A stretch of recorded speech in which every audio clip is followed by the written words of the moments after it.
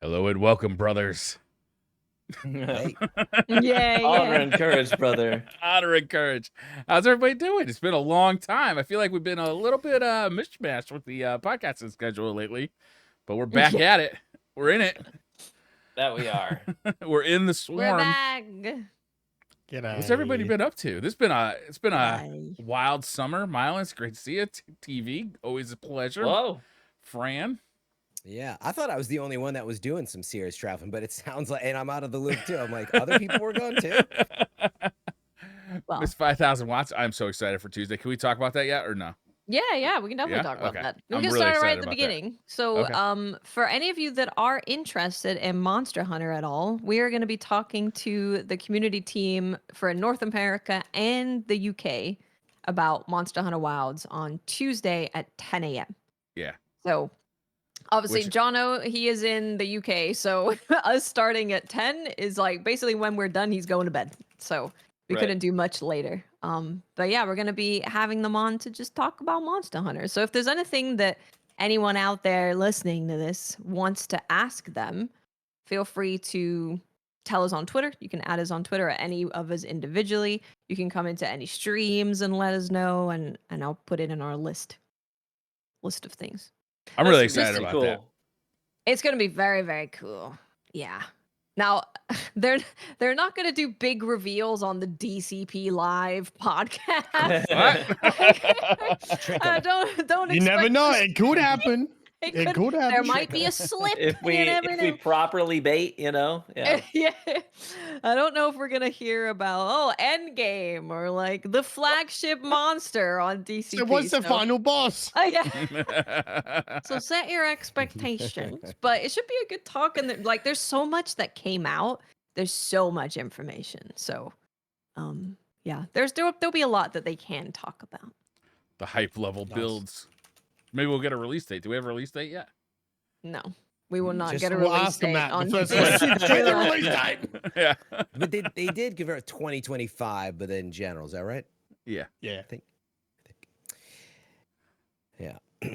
Nice. Where's everyone been? Yeah, what have you been doing? What's going on? Or I've have you been been playing- turning up to work? Huh? Everybody's What's been going so on? excited about Space Marines that I've had to, get into it. Ooh. I gotta ask you guys. I know you guys Aw. have been playing too. Like, what color are you painting them? Did you buy the codex? Like, what did you guys do? I'm at full salamanders. Oh yeah. 'Cause I like the whole salamander vibe, like Lord Vulcan. But yeah, because they're like, most of the Space Marines kind of think of themselves as pretty much the superior, beings in humanity. Like the normal humans are peons. If I step on one, it's not a big deal. But Yeah. then you Yeah. got the salamanders who are like, no, our whole thing is we exist to protect. I kind of like their whole vibe. So I like their vibe too, and their armor's cool. yeah. They are. I bought the codex for the Space Marines. Oh, did We you? go Okay. through like chapter by chapter. Oh, you're in Dave. Oh yeah, it's bad over here, Myelin. They go through like We chapter knew by it was chapter. gonna happen. It was like I love it was the like angle a on that shot. It looked like a smaller book, and then it was like No. It's a big book. It's a big book. It's got all the chapters and like I descriptions. thought it was a leaflet. I love And it. then it's even got like how to like paint your army and like what Well, the yeah. different symbols mean. Sure. Sick. So sick. Briar was I like it. banging at the door, ready Yeah. to break into getting miniatures, and At the here we beginning are. of the Oh, show, man.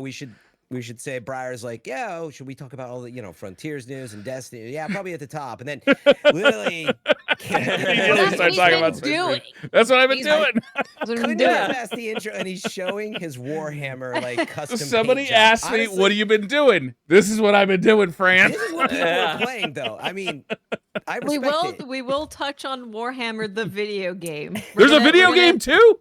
We're gonna do a little catch up Destiny, and then we'll talk about other stuff. So if you're here for Destiny, don't worry. I've Fran's fought- here. He's gonna give us timestamps.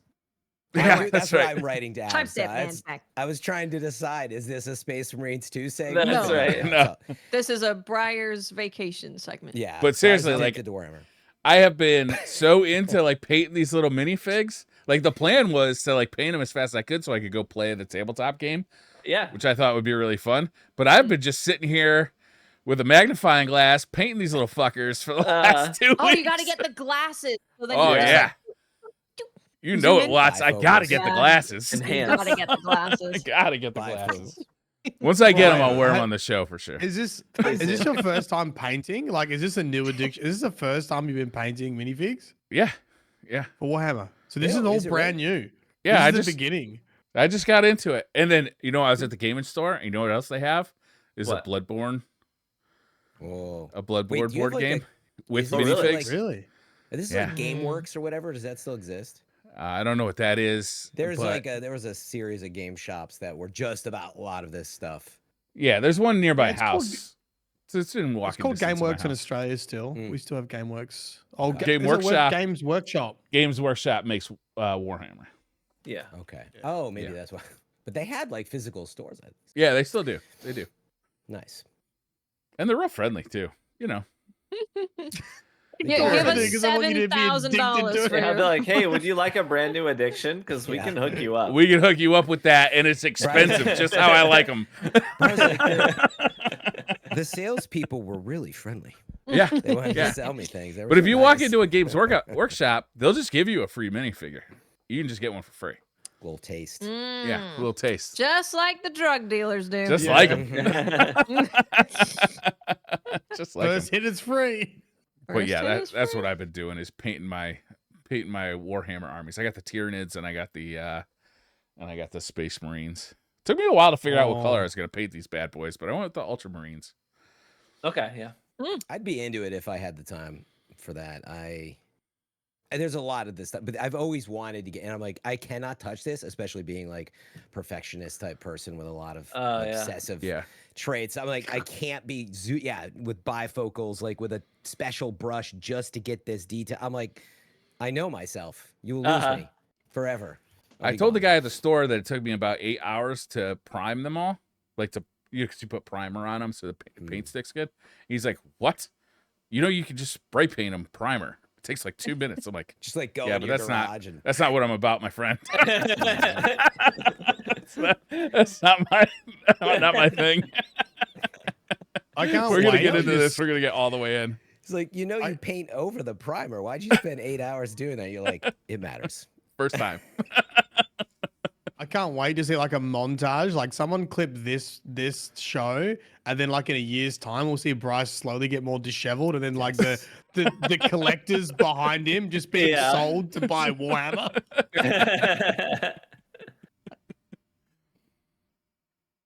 Oh, so Fran, that's you've been surprising, traveling around the country. Yeah. What have you Fran's been been up to? going on a U.S. tour. I mean, you're making it sound exciting. I won't bore anybody, but I did make it to GCX. Thanks again for those folks for having me and us down there. I got to see some awesome folks from the Destiny community.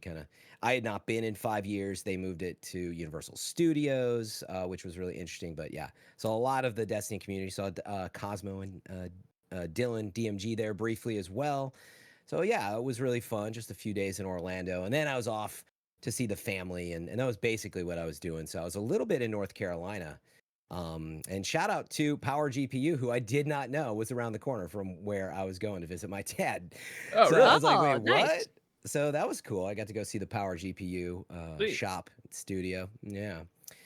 So that was North Carolina in Raleigh area, and then went to Illinois, where I'm from. So I was just kind of back seeing everybody, but it was nice. I thought I was even going to do some, IRL streams. I was like, you know what? Shut off for a little bit. So it was good. Yeah.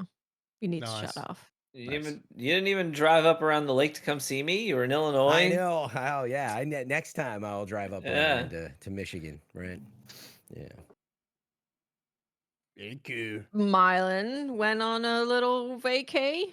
Little vacay, yeah. We drove down to the bottom of southwest Western Australia, a couple hours drive, a 3-hour drive, with Leo and the family and some of my friends, and there's just really good caravan park down there. It's just got 4 playgrounds and jumping things and water slides and heated Can you pools. elaborate Okay. on jumping things a little further? Jumping. You know Also, a lot of those Americans don't know caravan park. yeah, sorry. They tend You know to think of it as a trailer park, which is not the same thing. That's what I did think it was actually.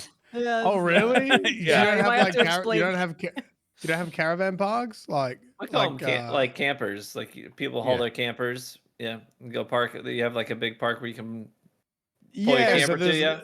Yeah. yeah, so there's like an area where you can like tent it, and then there's an area where you can bring in like caravans, Yeah. and then they've Yeah, also with, got like, like chalets outlets. there.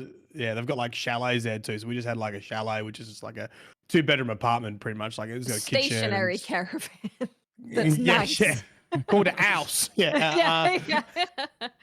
But yeah, so like if you got kids, it's fantastic because you walk out the Yeah. door. Leo just rode his bike because it's like quite big. Like rode his bike around like the Yeah. whole place, like the whole time. Nice. And then the jumping things is like there's a big sand area with like play equipment, and they have like inflatable. An inflatable pad, I guess. So it's like a giant trampoline, but like you would like a bouncy castle without the walls. Ah, Do you know, like a what? big No long walls? stretch. how do you No keep walls, them yeah, I was contained? like, Oh, there's a big sign saying your kid gets hurt, that's your fault. Like, get off the beers, start looking after him. You guys got different lawyers down there than we got up here. That's right. Oh yeah. It's just, but you know, everyone's pretty careful because like there's so many Yeah. kids around. That reminds. Um, I do have to note that I was able to visit my friend at Labor Day, and they had a trampoline, and I grew up with a trampoline. I was Nice. like, all the 5 You to still 10 got year olds it? are on there, and I was like, you know what? I can do a backflip. Can you guys? And I was like, I haven't been on forever, and I totally pulled it off. Man, I was Nice. like, nice. Never lose it. It's like riding a a bike. little winded though. I don't remember this part. yeah. Sorry, Myelin. No, yeah. So it was great because Leo spent nearly every second outside, just like ride bike and then like go for it, and then just rotate between the 4 different playgrounds. And there was one that was like a big tower that you have to climb up. Like it went quite high, and he wanted to go up there, so I had to like throw him each like section basically. Yeah. I bench him above my head to the next part, and then it's like a really steep one. He's like, and I'm like, you really want to go down there? I just like dropped him down. You got this footage of him flying out the end. I love it. But yeah, he had a great time. Good. Nice holiday because that's always like the hardest thing is like how do you entertain the kids? So it's like cool when there's like just stuff out the front of your door and you Oh, got your yeah. friends there and you Definitely. can just have a couple drinks and just chill out for a bit. So yeah, Sounds it was delightful. lovely. Yeah, it was good. I went. And I miss Space could- Marines too. So you know, I No, missed the you're- launch you of did. Space Marines too. So It I will just forever came out. remember this holiday. We're- I right will there. forever remember this. How dare The you. time I missed Space Marine 2 launch. You know, I went, you and your kid will forget all the memories you shared, but you'll never forget Space Marine 2's launch. That's right. Yeah. You're like, Dad, I was having so much fun riding my bike. but Shut up! we You were made me playing miss Space Marine 2. So I went it's a kind of glamping, but it's a little different. So it's this place. It's in Long Beach, Washington, not California. Very different. And it's a place called Snowfield, and it's the first Japanese style campground. So Japanese style Oh. campground is they tend to have things like they'll have like a bath there and like a spa and stuff because that's like a very normal Little thing. onsen. You can take Yeah. a bath at home. You don't have to go camping to go take a bath. They had in their area, it's called an ofuro, but it's got like a big kind of soaking pool thing that's really hot, and then they got the sauna, and then they've got cold plunges. So that's a thing that you have access to. But then they also have with Japanese camping, it's all about community is like a big part of it. Mm. So people are pretty close together, and you have a bunch of places where people go and cook together and all of that. And they had live music at one point that they hired there. That sounds so awesome. It's I loved it. I So saw we you made stayed. curry too. We did, yeah. I So we like, oh, stayed. There's man. a couple options when you go. There's a regular tent, which you can bring your own tent or you can rent one of theirs. Then there's tent suites where it's got a section where it's just the bedroom, and then the rest is kind of the living area. And then there was another thing called a jubako, which is what we stayed in, which is kind of like a very minimal cabin. Very, very minimal. So you have, if you think of a very small Japanese apartment, it's kind of like that, where the stove just has 2 stove thingies to cook on that are Yeah. quite small, and then the sink has a thing that you can put over it to make it a chopping board. And then there is a toilet and a shower, but it's of course a wet room, so it's all together. So we Did you- stayed in Ultimate there. convenience. Did you go just you guys, or did you go with friends? And Yeah, just us two, and it wasn't a super long time that we went, and probably would have been good to go for another day, but it was beautiful because you've got like you have this thing that opens up that's a place that just goes right outside, and there's like woods everywhere, there's lakes, and you're just right on it, and it comes with a campfire, and we also got a cooking kit. So we cooked a bunch of food outside. We made Japanese curry. Basically, we just cooked and ate the Let's whole go time. camping. I looked at stars, love that. and I got to That's see camping. shooting stars. I need see to touch shooting some stars, grass. which is really cool. I didn't do as much of that. It was. I really, really, really liked it. It was very cool. It's a really nice place to go as well if you're not super confident with camping, because there's like tiers of camping that you can do to Right, like oh, yeah. ease your way into it. And then they also have a very small general store in the grounds. So if you really need something urgently, you can buy like olive oil, for Toblerone. example, to cook. Yep. Oh, that's Yeah, so nice. it's a really nice place to go where you're like, okay, do I have everything? You don't have to do that. You can be a little more chill about it. So yeah, it was wonderful. I Cool. really, really liked it. It was beautiful. I locked myself in the basement and have done nothing but play Space Marines 2 for. Full on goblin mode. Yeah, Respect. they were gracious enough to give me a review code like a week before even early access went live. So I've just been down here playing said you Space have- Marines 2. You have like 70 or 80 hours in it, you said? I have 80 hours in it right now, yeah. That's pretty good. It hasn't been 2 weeks yet. And I have so much left to do, but we'll get into that later. That's good news. I'm glad to hear that, frankly. But it's also like kids just started school here as well, so it is busy time. So Right, it's just I'm more down in the time for basement video working, games. but then I'm running out to the bus stop, getting the kids, and doing all that business too. So it's hectic, but it's a good hectic. Good. That's what I like to hear. So, Watts, you were saying there's quite a bit of Destiny news this week. Oh yeah, there is. They've got a plan. There's Concepts a of a plan. plan, at least. You're a dangerous man. You know? Yeah. So first of all, it was 10 years of Destiny. So they had a little celebration of the official 10 years of Destiny, the video game, Yeah, which is cool. We also got the new things. Here's the new things. I'm not going to read every single thing because a lot of us have read every single thing. So I think we can break it down. If we miss anything, I'm very sorry, but we shouldn't. Hopefully, It's a ton. it's a lot. The biggest thing that I think is the biggest thing out of it is we got a kind of roadmap about what the plan is for Destiny going forward with the codename Frontiers. So they showed us that they're planning 2 expansions every 6 months. So it's going to be 2 expansions in a year. That expansion is going to launch with a major update. Every single one will launch with a major update. And there's going to be major updates every 3 months. So major updates you can think of probably like episodes, right? Would be a major update.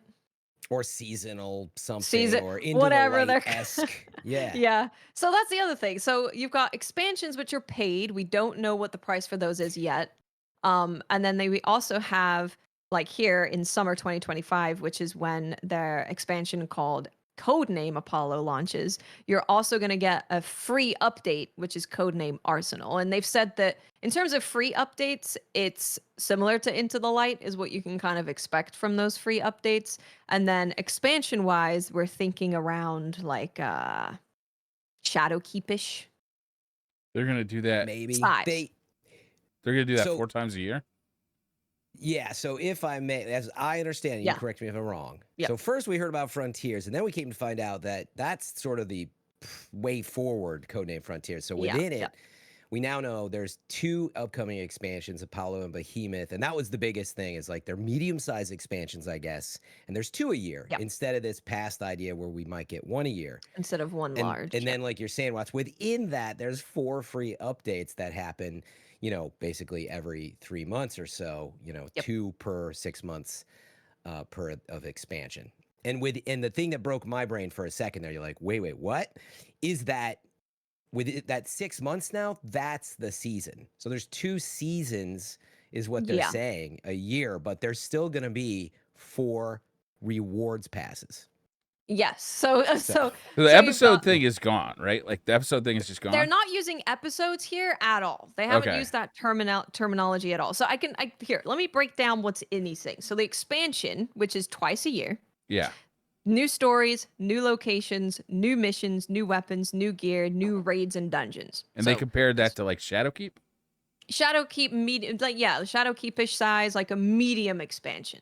Whereas you think Who's of like the making Witch all Queen this? as They large. just laid off so many people. Like this seems like a huge amount Bungie's of still labor. like a lot of. They're aren't still there, a like big- 800 employees still. They are- Yeah. I'll they say, are yeah, very they're still a big, big yeah. They're studio, huge. yeah. But I mean, they've never put out content this fast. There's a lot of content they're talking about. Well, I because mean, well, they we can scrapped get 5 other into- projects. Well, yeah, they're also so their whole thing, their reasoning behind this is they said that when they're just working on one large expansion every year, all of their dev effort, time, and all of that goes into that one expansion every year. And it doesn't include a bunch of replayable content, right? Because a lot of that is the campaign, and I think it's like 2% of players replay the campaign. Not many people at all. Yeah. So they want to free up dev space and time and effort to be able to do more experimental things and kind of try stuff. That So- is and That's what their encouraging. goal is with this. Yeah, like you've got to read into it a different way. They're literally saying the way they did expansions like the Final Shape ate so Yeah. many of the dev resources that, frankly, it sounds like doing seasonal content and everything around it was very difficult. So now they're like, let's refocus that and spread it out more. And obviously, I think make some cuts in there too to focus. This is my reading it is focus more on like gameplay and not that they're not going to have narrative stuff, but like really try to iterate Destiny without this like, well, we've got this massive update every year or year and a half if there's a delay. And it literally is like, it is make or break for them, right? Because all this time and effort has gone into this one thing. And if that Yeah. one thing is bad, it's like, well, that's where all our effort went. So Yeah. it seems to be a shift towards like focusing on the core game, making sure the core game that you are playing all the time as a Destiny player has new stuff coming out and things you want to achieve. But you are still getting like new raids and dungeons, new stories, new locations. If I just take this as they're saying it, then like this is really exciting. Like it's really exciting. Like if I'm just gonna believe what they're saying and this is how it's gonna be. Well, we got like, 5 that's- articles to talk about before Well, we get excited, bro. Hold on though. It's like because if they're talking about like updating like new ways to play Destiny, that's what's been so stale, I feel like, Yeah, over the yeah. last several years, right? It's like you know, the things that made Destiny exciting to me were like, oh, at the beginning we were finding weapons in PvE and bringing them into PvP, and that was like a new and exciting thing. And then they did Trials of Osiris, and then they did you know, they've done several of those things, but really it was most of it, like the big ones were in Destiny 1 or early Destiny 2. And it's been a while since I've really had like oh wow, I've never seen a game mode like this. So like if that's where they want to put their Yeah, time and effort, that's exciting. Yeah, I think, you know, the TLDR is that we've had 10 years of roughly the same thing, and it's gotten Yeah. better in a lot of ways. It's also gotten stale in a lot of ways. And Yeah. and Tyson Green, right, is now Yep. saying what you're saying is like, we recognize this, guys. And that to me was also, I read all this of like, we want to show you we are on the same page. We recognize that we have these challenges. So yeah, let's in their own words, each expansion will present a new opportunity to try something different. Yeah, they definitely brought up a lot, and you see it kind of throughout all of these dev blogs that they are very aware that it's gotten stale and they want to try different things. You know, they've talked about, we'll see throughout the different articles that they've talked about trying a different way of bringing Destiny stories to you based on the story they're trying to tell in that expansion. So when they were talking about Apollo, which is just a code name at the moment, codename Apollo isn't going to be a linear expansion story. You're going to be able to take different paths to explore different parts of the story in whatever way you want to do. And they said that, hey, the reason we're doing this is because we think it works really well for Apollo. But that doesn't mean that we're going to do it for every expansion going forward. What they're kind Yeah. of doing is taking like, which is going to be the best way for this specific story for this expansion, Sure. and they're going to switch it up based on that. And they've mentioned like roguelike stuff, Metroidvania stuff, shooting survival stuff. So Oh, that was man. exciting to see is like very No if they doubt. can That got me excited. That was probably the thing that I got the most excited about this is that they're gonna just give us Destiny stories in a way and delivering it in a way that makes the most sense for what they're doing on that specific thing. Instead of it being like, all right, here's a linear story, and then you've got your past, and then you go farm this and that. Yeah, Yeah. and that was a good note. Is Apollo? They said, look, we're trying this non-linear Yep. story. So, Brian, you can actually choose. You're like, I want to go over here and do this part of the story. Then I'm gonna do this part, and it's like it's not linear. It will, from what I can tell, hit like a gate of like, okay, now it's developing more. And then they described it as a spider web as an example, where you can kind of go around it and branch out as you go to complete that story. So there's that, but then it is also worth noting that it is still part of an what did they say? Overarching. Yeah. What's the term they use? Multi-year narrative story. It is a multi-year something. So it's still a multi-year saga. Right. So it just starts with this. So, but they're gonna mix things up is the point. But yeah. Yeah. So It's yeah, exciting. that's the expansions are pretty much like what you would expect from them content wise, but they're going to be medium instead of like these massive ones. Seasonal updates, which is the thing that comes along twice a year as well with the 2 expansions, that has new and reprised activities, gear and artifact mods, modifiers and challenges, sandbox meta and events. And then you have the rewards pass, which has exotic weapons and ornaments and cosmetics and all that stuff. But I was also excited that they're bringing in 4 free updates because Into the Light I think was really good for me recommending Destiny to new people. Because I was like, hey, there's an Into the Light, which is quite a good amount of content for you to try for free to see if you like this game. So it feels like they're also adding more things that people can try to get into Destiny and see what they some think about it. onboarding stuff. Yeah. Yeah. I Yeah, like and that. they mentioned that obviously they've been talking about this for half a decade, but just it's so hard to get into Destiny, and Yeah. they want to use this as the opportunity as well to like reset the format. We'll get into it. They are changing. You won't. I actually illustrated it live on my stream and realized only then comparing it to they show you like a new hub screen that's a lot more simplified, and we'll get into that. But I actually logged in with those fresh eyes, and I said, wait a second, what does happen when you log in? You are in orbit in your ship. Now, maybe if you didn't start as a new player, but still, for most players, you log in if you've lapsed, and you're just sitting there floating, and then you hit destinations, and there's 1,000 things happening. Yeah. And then Yeah. if you try to Yeah. hit quests as well, you're like, whoa. So anyway, we'll get into that, but they're changing that as well. The way you like log in and land on like more of a contained screen that's like, we want you doing these things. Yeah. That's smart. That's smart because so much of Destiny is so bloated. Like the quest page It's that very you just mentioned. bloated. It's like I don't even go in there because it's just so confusing. And I got stuff that's Yeah. 6 years old in there that I don't even want to think about it. Even Same with, like, us inventory. who have been playing for so long, I've looked at things and gone, wait, where? What am I supposed to do? Yeah, and again, we'll probably get into some, but they call that Yeah. sort of the portal. They're trying to figure Yeah, out. we'll You talk saw in the about that. screenshots, it's called the curator, but the idea is with each one of these expansions that will change. It will try to focus on solo and then multiplayer and then end game and so on. But there's a big note in here too about that's where all the new content and the new stuff is. You can still go do the old destinations and stuff, but Yeah, it's again, still trying to push things into a more contained space. It's just so much content. Like, I mean, it's so surprising that Bungie is like putting a promise out there for this much content. They've never come anywhere close to providing this much content in a year-on-year basis. And to promise it like we're gonna do it this year, we're gonna do it next year, we're gonna do it the year after that. I actually, Brian, I would say you're interpreting that because like not knowing exactly what they're doing, you're interpreting it as a lot. But when I look at it, it's exactly like what they've been doing in a different format. Like literally, it's new stories. They've never done 2 shadow keeps size things in a year. They didn't really promise that, right? They just mentioned they promised medium is the specific words in this article because they've talked about that before about having shadow keep size like expansions, but in this article specifically they mentioned them being 2 medium size expansions instead of 1 large. Yeah, I think Watts was something they had referenced since Shadowkeep, the formats hadn't changed. Oh, this was like before when they were talking about the size of expansions going. But even then, the point is it's hard to unpack because let's say Final Shape is full sized, and we say, well, now they're 2 medium sized. I mean, come on, we don't really know what that means yet. But Yeah. so I'd be careful to. You don't really speculate, is what I'm know saying.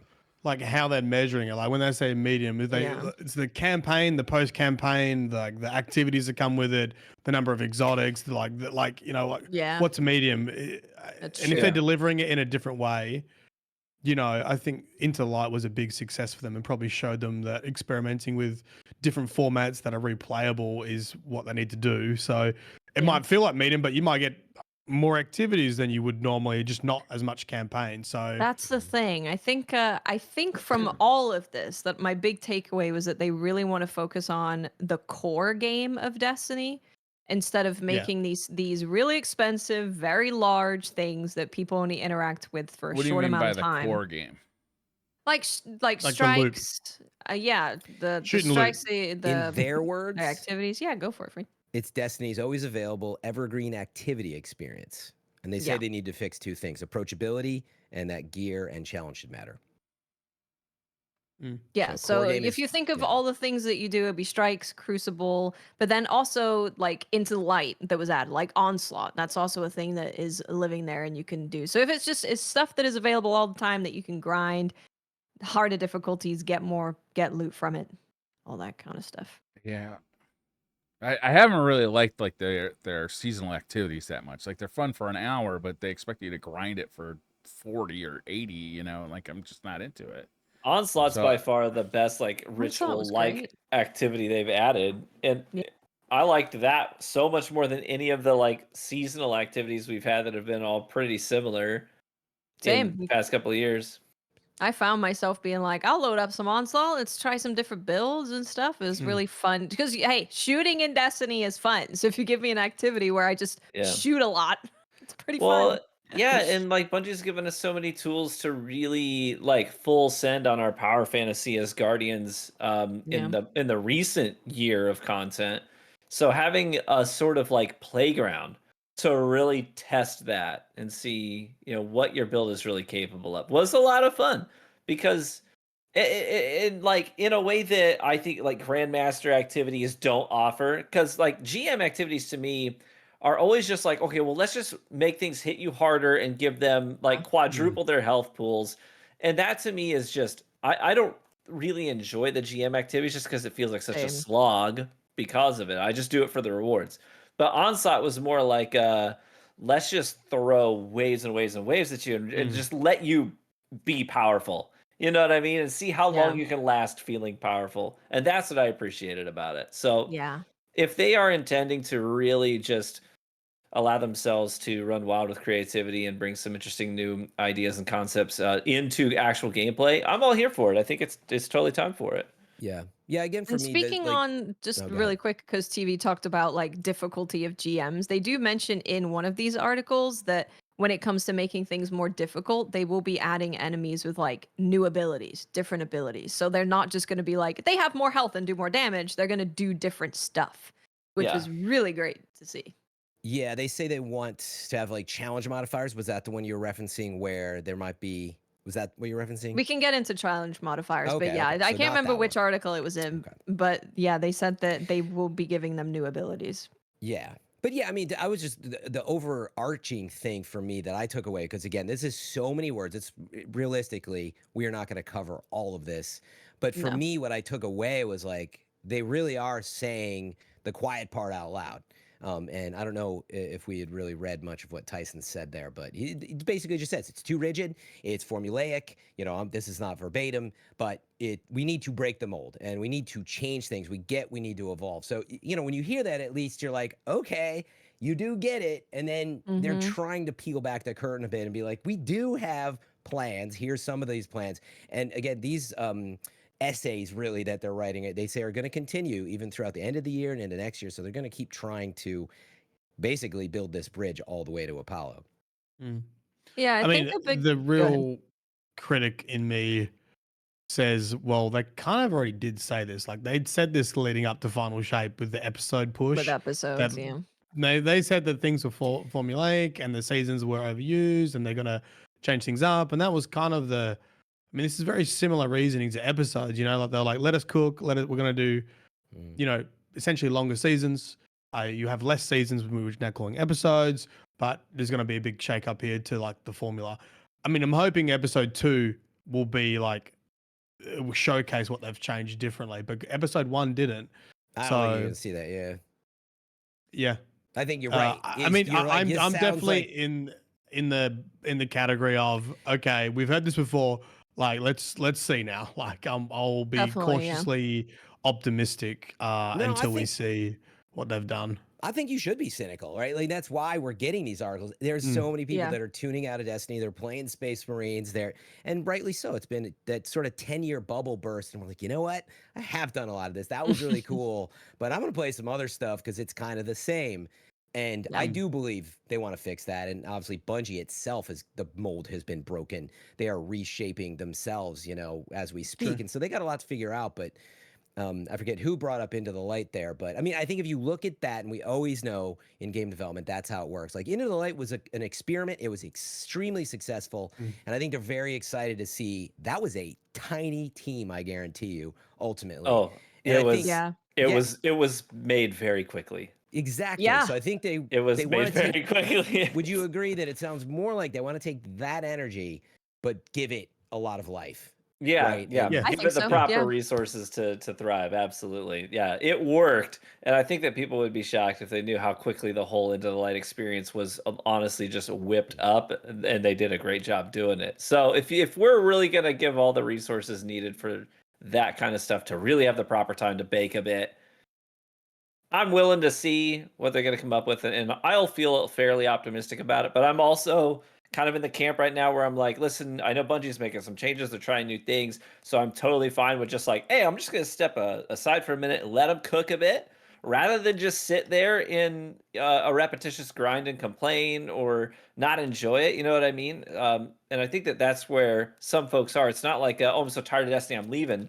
I got Yeah. plenty of buddies right now who are just like, oh no, I adore Destiny. I still absolutely love Destiny, but they're cooking right now. And when Yeah, I they're think done that- cooking, I'll partake.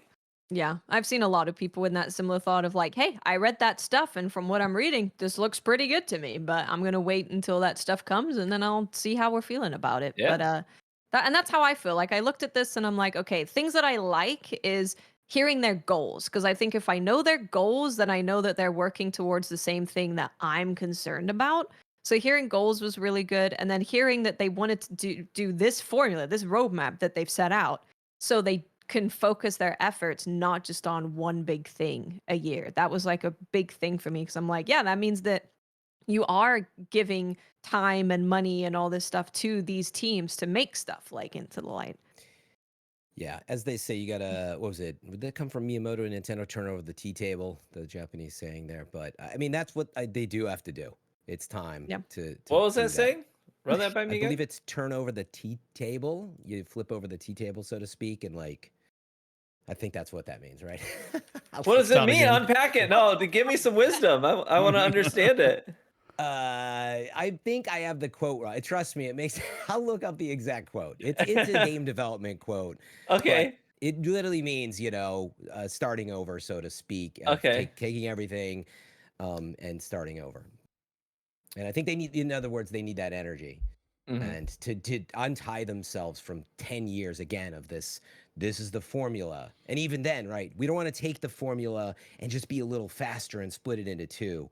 When they mentioned, Metroidvanias and survival, and you know, that's where I'm like, yes, break it. Go. I'd rather you Yeah. take the sandbox that is Destiny 2 and play with that. Like, I'd rather have something really weird for 3 months that I would like. Yeah. Honestly, that was a good expected season. It was okay, but we're bored with that. Well, we've So- definitely seen that even when they do a good season with a good activity, we're like, yeah, because it's the same. It doesn't matter how good you make it at that point. And I'm really curious to see. Like, I think a survival kind of elements with Destiny in certain stories could work so well. You know, if you're going to this Yeah. unknown world and you're out there in a completely different place, I think that would work really well. So I'm definitely also I was happy to read that they're going to change the expansion delivery based on the story they're telling. Because I'm like, yeah, that sounds great. We should do that. Yeah. Yeah. And And actually, I do think I forgot it was upending the tea table. That might sound more familiar, but Mr. Miyamoto, Shigeru Miyamoto, right? Okay. The legendary Zelda Mario designer. But I think it's worth applying here, which is shout out to Kotaku for explaining this. But it is known for it's a Japanese expression, but it represents an expression of anger and frustration and disapproval. And Miyamoto was known. He would come in and he'd be like, I don't know about this. Let's try this crazy thing. And they're like, okay, you know? And through that process, and that's where Miyamoto's attributed a lot of genius, like the Z target, lock system in Zelda. And even in like little games, he would come in and make these little like things to upend the tea table, so to speak. So I'm just saying, Bungie needs that energy. It's time to rewrite the script. I'm here for it. I'm all for that because switch it up. Yeah, I believe there's an upend the tea table emote as well in Destiny, so maybe it's already in the game. Yeah, that's right. I think there is. I Yeah. think there is. I'm just flipping over hopefully it's a tea table. Well, I think desperation breeds innovation, and I think that's kind of where they're headed. So That's exciting talk, but let's see what happens. It's going to be a while though. Yeah, I think with what Myelin was saying again, Myelin, as a refresher, remember we talked about, you're like, oh, episode 2, we can just play all this story. I was like 3 weeks at a time. And then you're like, yeah, but then they'll cut out the steps maybe. And remember we were like, so we're coming up on that of like, you're probably still going to play episode 2 and you can play 3 weeks at a time, but you're still going to have to go through all these steps. Did they give an ETA for We'll like say, when these changes were going to start showing up? This will be with summer 2025 with the So, a year Apollo from now. codename Apollo expansion. Okay. Because we've got the next 2 episodes to go before we get to this. Yeah. That's I'm not that far away. optimistic we'll get another Into the Light type experiment ahead of that to kind of reconfirm. So something small and late I'm just making this up, next spring ahead of that. That would be nice to see. So there is something about, I don't think we really need to go into the portal too much, to be honest, because it's more so of like how they're showing what you can do. It's not actually like changing what's happening. Yeah, better to go look at the update yourself. This is a new like UI for like. It's a new selecting UI. activities. Yeah, it's in a curator, and essentially the TLDR is that there's going to be different sections of things based on the challenge you want to do, your time commitment. You can like look at all of the activities in that category, and then it will also tell you the rewards you can get from those category of activities. Oh, So that's it's going to nice. be an easier way for people to just be like, all right, what's going on? Okay, I need this. I'm going to go here because I can get that from there. Yeah, and I would say the biggest announcement in there was, and I was trying to think, correct me if I'm wrong, but they described solo ops, which is, a 1 to 3 player activity, so not match made, where you can literally just hop in and do whatever. In other words, they want to separate their game development into you can do a solo op thing this season, this expansion. You can do a fire team op, and then they talked about flashpoint ops, which was more like offensives, like what's the Oryx Court of Oryx sequel called? The Menage? It was in Witch Queen. Oh, like we all hopped in. It'll come to me in a second. But they're called offensives. They haven't even done them in that long. But anyway, solo ops, fire team ops, flashpoint ops, pinnacle ops is more like your end game stuff, and like full length onslaughts, like TV was talking about. But dungeons and then of course Crucible is part of that. But again, you see their blueprint, and I would encourage you to go read it in detail. Of like, it is a change that, as I can't remember, where I'm like, I just want to play something solo. It's always like, there's not much of that as an option, really, other than roaming around planets. Wellspring is an offensive, so that'd be a flashpoint op, whereas a fire team op is a strike. So anyway, the point is them breaking it up into these pieces. It gives me a better vision for like each of these 6 months will have presumably all new content in those categories. So I think my biggest takeaway from like the portal thing was that they're going to have certain like solo ops, fire team ops, etc. highlighted with it's going to give bonus rewards so they can push people into that category. Or there was also a thing of like, this category is doing, you get arms from here, or you get a specific weapon. So if you're like, I really need arms, you're like, oh my God, thank God it's arms. So I can go do that and get an arms drop. yeah. I do like that. Oh, and just to double back, sorry, a flashpoint op is Dares of Eternity. Sorry, that's 6 player Dares of Eternity is actually a great example where you're like, that was really cool. And it's like, we haven't really got an update to that type of content in a while, right? So again, hopefully getting that type of thing every 6 months as part of the package. The next big thing that I think we want to talk about is challenge customization. I don't think it's going to take that long because it's pretty TLDR-y, but they just have a lot there to like physically show you what you're doing. So the way that they're going to do challenge customization now is, say you go to a strike, you're going to have default difficulties that you can pick. Like in this example, they have advanced 3, advanced 4, expert 1, expert 2. So you can pick a default starting difficulty, but then you can apply modifiers to it to make it more difficult, which will then change the rewards that you can get from that activity. They have said that they're going to show us some modifier examples pretty soon, but it's not just going to be the modifiers that we have now. It's not just going to be just those modifiers. They're changing modifiers and what that can mean. But you can change the rules, gameplay. There's a section, enemy power, and scoring. So there's going to be a bunch of ways that you can change the modifiers and the difficulty, and that will change the rewards you get. It's pretty cool. Okay. Yeah. Pretty Yeah, I cool. thought that was nice for like replayability. And again, under the idea that you have these actually new activities that are easier to jump into and hopefully lots of fun. But there's talk of the pools that loot is in as well. And that was a big piece of this. And as I read it, Watts, I don't know if you remember this part, like it was, there's a Pinnacle PvE pool as part of, they'll keep updating these major pools, but they said within Pinnacle PvE as an example, Yeah, PvE that's in the other article. activities like dungeons, and I believe raids might possibly be part of the same pool. I think I was speculating a bit, but just that idea that I can target loot that's in a bigger pool. In other words, we do have a problem, I think, in Destiny where it's like, man, I'm just trying to get this. Like, can I play my favorite thing and have a chance to get this thing?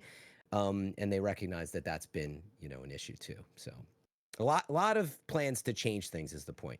It's not minor changes. So That's what a Fran's game talking like about this the needs reward that's pools. 10 years old, though, is you need constant change to keep things fresh and interesting. You have to. Yeah, you have to. You definitely have to. So the reward pools that Fran is talking about is the other article, which is core game rewards, which I don't think there's too much else in the core game activities thing. I mean, there's a little bit, but it's basically like reward rating, like how hard the basic TLDR, how difficult is the thing? You get more rewards for the thing being difficult. I mean, it is a good point. They are introduced. You're talking about reward rating, which is an official, right? Is that what you just said? Yeah, we were in the core game activities Right. article. Yeah, reward rating is like a brand new thing though that they want to introduce, which is both how your team did as well as how you did, which affects the rewards that you get. So you'll be rewarded for being a top tier player. That doesn't mean that everybody can't be a top tier player as part of a team, right? And they want to be careful that it doesn't feel like you're breaking the game while you're playing it, right? Just to get these rewards. But the idea, literally, it's in capitals, reward rating. Try to say that 10 times fast. This will be a whole new part of the game and how you get rewards in activities. For Crucible players, they're currently trying to figure out what the fudge they can do to make it work, because so some examples they gave, they said, we're thinking about like your skill rating. And I'm like, so can I just like queue into a difficult match to get more rewards and then queue into an easy match just to have fun? That's probably not going to be a thing. But I would love to see them do stuff like, if you reached X amount of headshots in a game, you get like a little bit extra loot. Or even if they did something like, if you had more primary kills than special, then you get extra rewards. I think there's stuff that they could do there that would work for PvP without it just being like, okay, I've got all the stuff I want. Now I'm just going to choose the lowest skill possible and just go play in there. So rewards, we're actually getting through this pretty fast because we're almost done. So rewards, what they're doing now is they're adding a tier system to loot. So they give an example here. It's a scout rifle called Sortie, which I think we need Sortie to come to the game at some point, even as like an April Fool's, bright purple Sortie scout rifle. This is just an example. So they're going to have tiers from 1 to 5. And I think the easiest way to think of it is you think of a tier 1 as being just like your regular legendary, and a tier 5 being like your adept enhanced ultimate legendary. Yeah, every perk enhanced is what they Yeah. show potentially. And then every tier along the way is just like a slightly, better version working up to that adept enhanced weapon. But like the idea of an enhanced barrel, right, is what they're talking about here. Enhanced barrel, enhanced origin Yeah. perks, enhanced everything, yeah. Enhance it all. Enhance it all. They do also mention armor as being a part of this, which they don't give an example of. But they do mention armor being a part of this tier system. Yep. Yeah, and I won't go off on it, but I was like, how are you going to address gear management and the vault with all this? Like, what if I have a really good roll that's a tier 2, but then, I don't know, I'm trying to get a tier 5. I'm like, none of this makes sense but that's also one reason, honestly, why I struggle with the game is I just don't. You get so much loot, and, it's very hard to keep up with the gear. So I hope that's down the road that they talk about what that means. And maybe this means that you can get rid of more stuff, right? That it's easier. But anyway, breaks my brain to think of the amount of loot and stuff here, but Yeah. But yeah. So that's the tiers. They're not doing any sunsetting.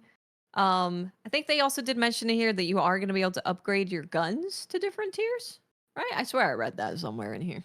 Because I was thinking of this. Stuff? Yeah. Because I was thinking of this as being like a soft sunsetting, right? Because if I can get tier 5 weapons and tier 5 armor, I'm not going to want my current stuff. Yeah. Then I'm like, can I just delete everything? I'll delete it all. I'll start again. I might just do it anyway. Right? Feel good. Yeah. I thought there was something about, here, if one of their FAQs is, can I still obtain old gear? And they're like, yeah.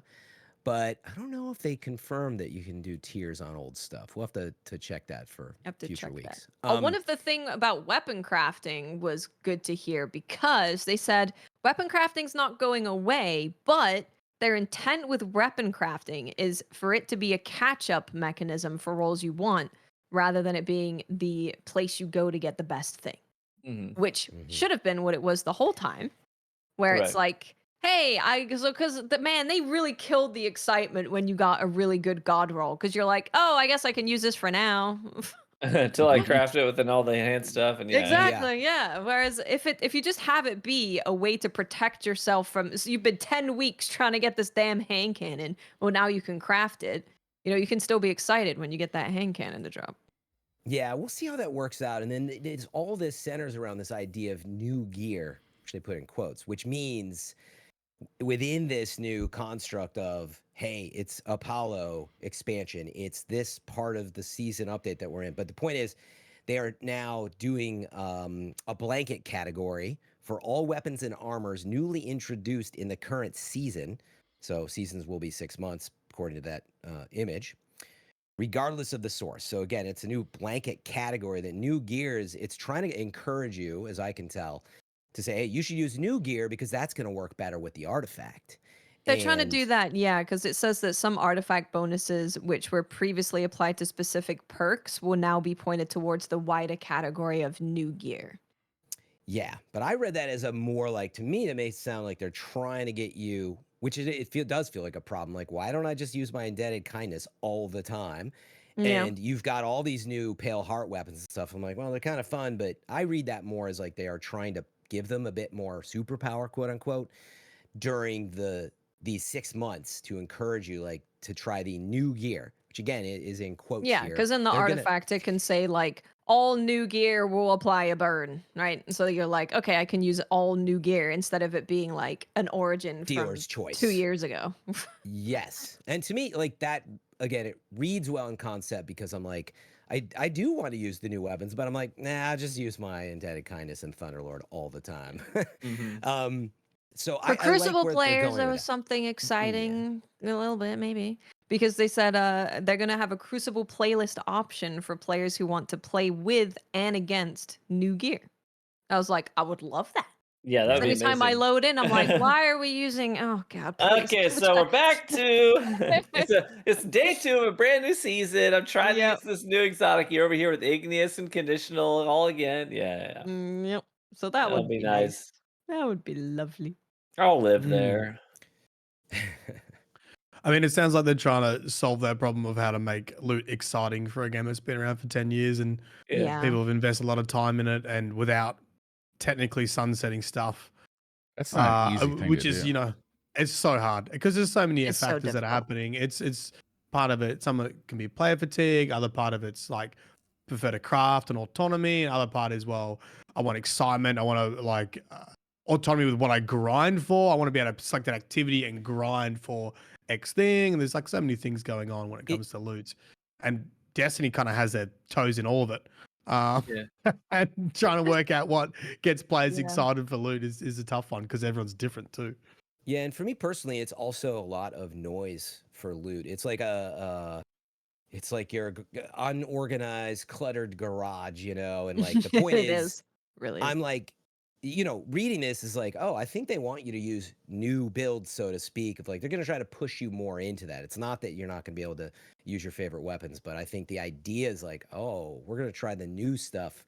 And I've been trying to do that with perks and origin traits and like, but yeah, it's very, in other words, your garage is so cluttered and nothing is marked new or exciting that it really, it is so cloudy. So to me personally, I'd be more excited to be like, okay, which is just the new stuff I can focus building around. I think that in concept is a good thing.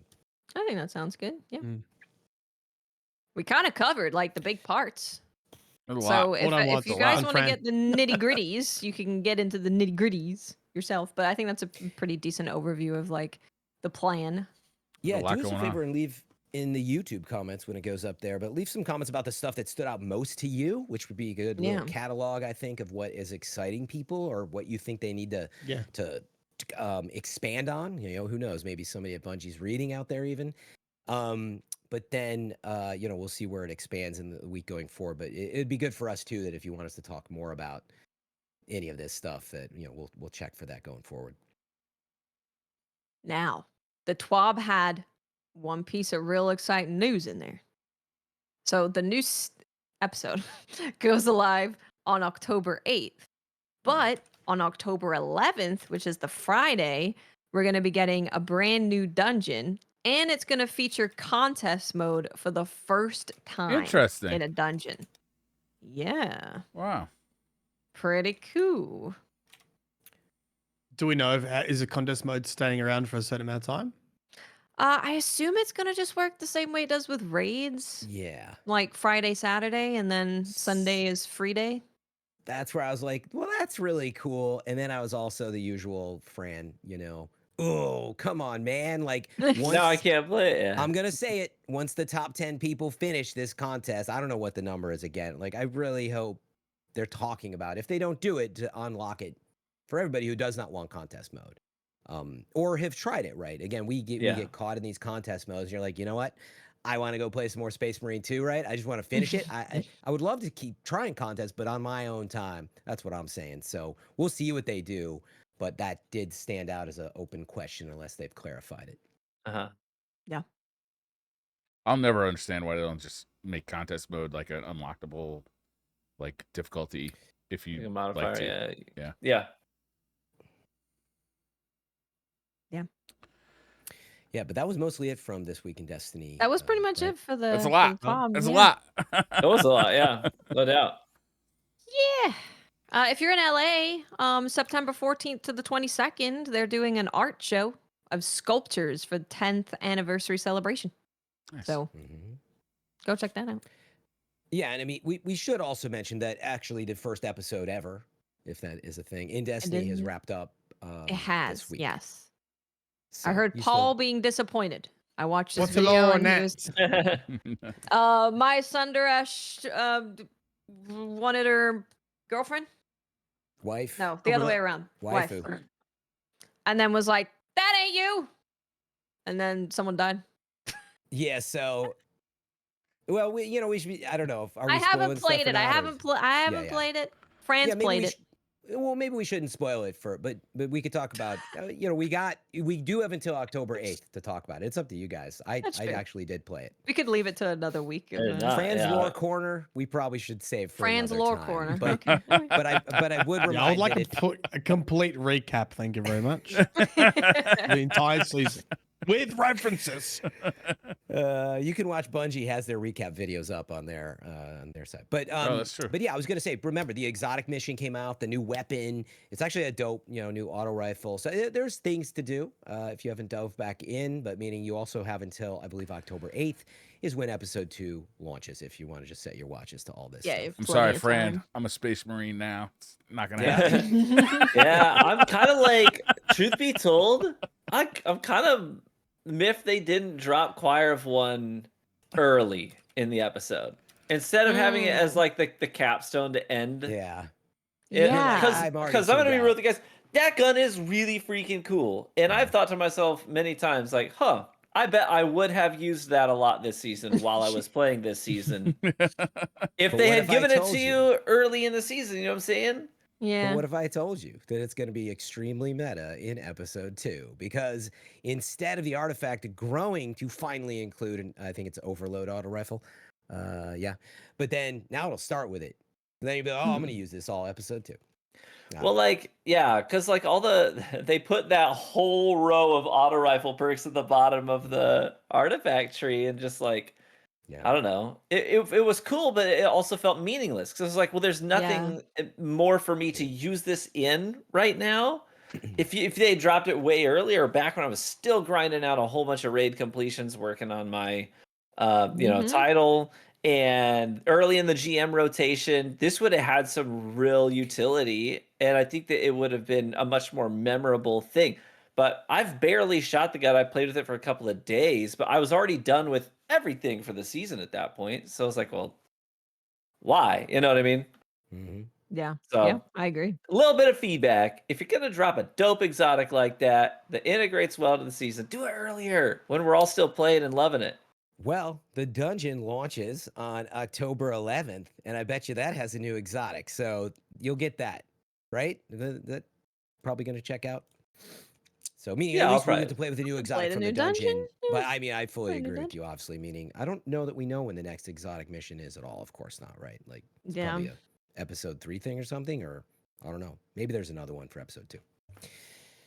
Anyway, lots more games to talk about too. Anyway, let's go, brother. Brethren. Brother. Briar's been playing with his Space Marines. Oh boy. He's been shopping as we speak. I honestly have been watching TrueVanguard. I told TV this morning that I spent the whole morning just watching his playlist on Space Marine, getting me set up for the PvE mode, because as good as the campaign is, and I think it's really good, like the whole PvE mode that comes after it, it's way better integrated and way deeper than I ever thought it would be. So it's so good. Yeah. Just to set this game up, it's a sequel to, was it 2013 or 2014 Space Marine that came out PS3, Xbox 360 era. Yeah, Great it was like game. 10 years ago. Yeah. Very similar game, but it's just amped up to 11 in every way. It's a symphony of brutality. Yeah, is what it is. It really is. It's a third-person shooter / slasher, because you really do a lot of melee. Some of the early trailers and stuff are just these swarms of bug enemies called the Tyranids that they just put so many on the screen, and you just like, at first, frankly, it's overwhelming when you're learning the mechanics of the game, because you're a lot squishier than you think with all that armor.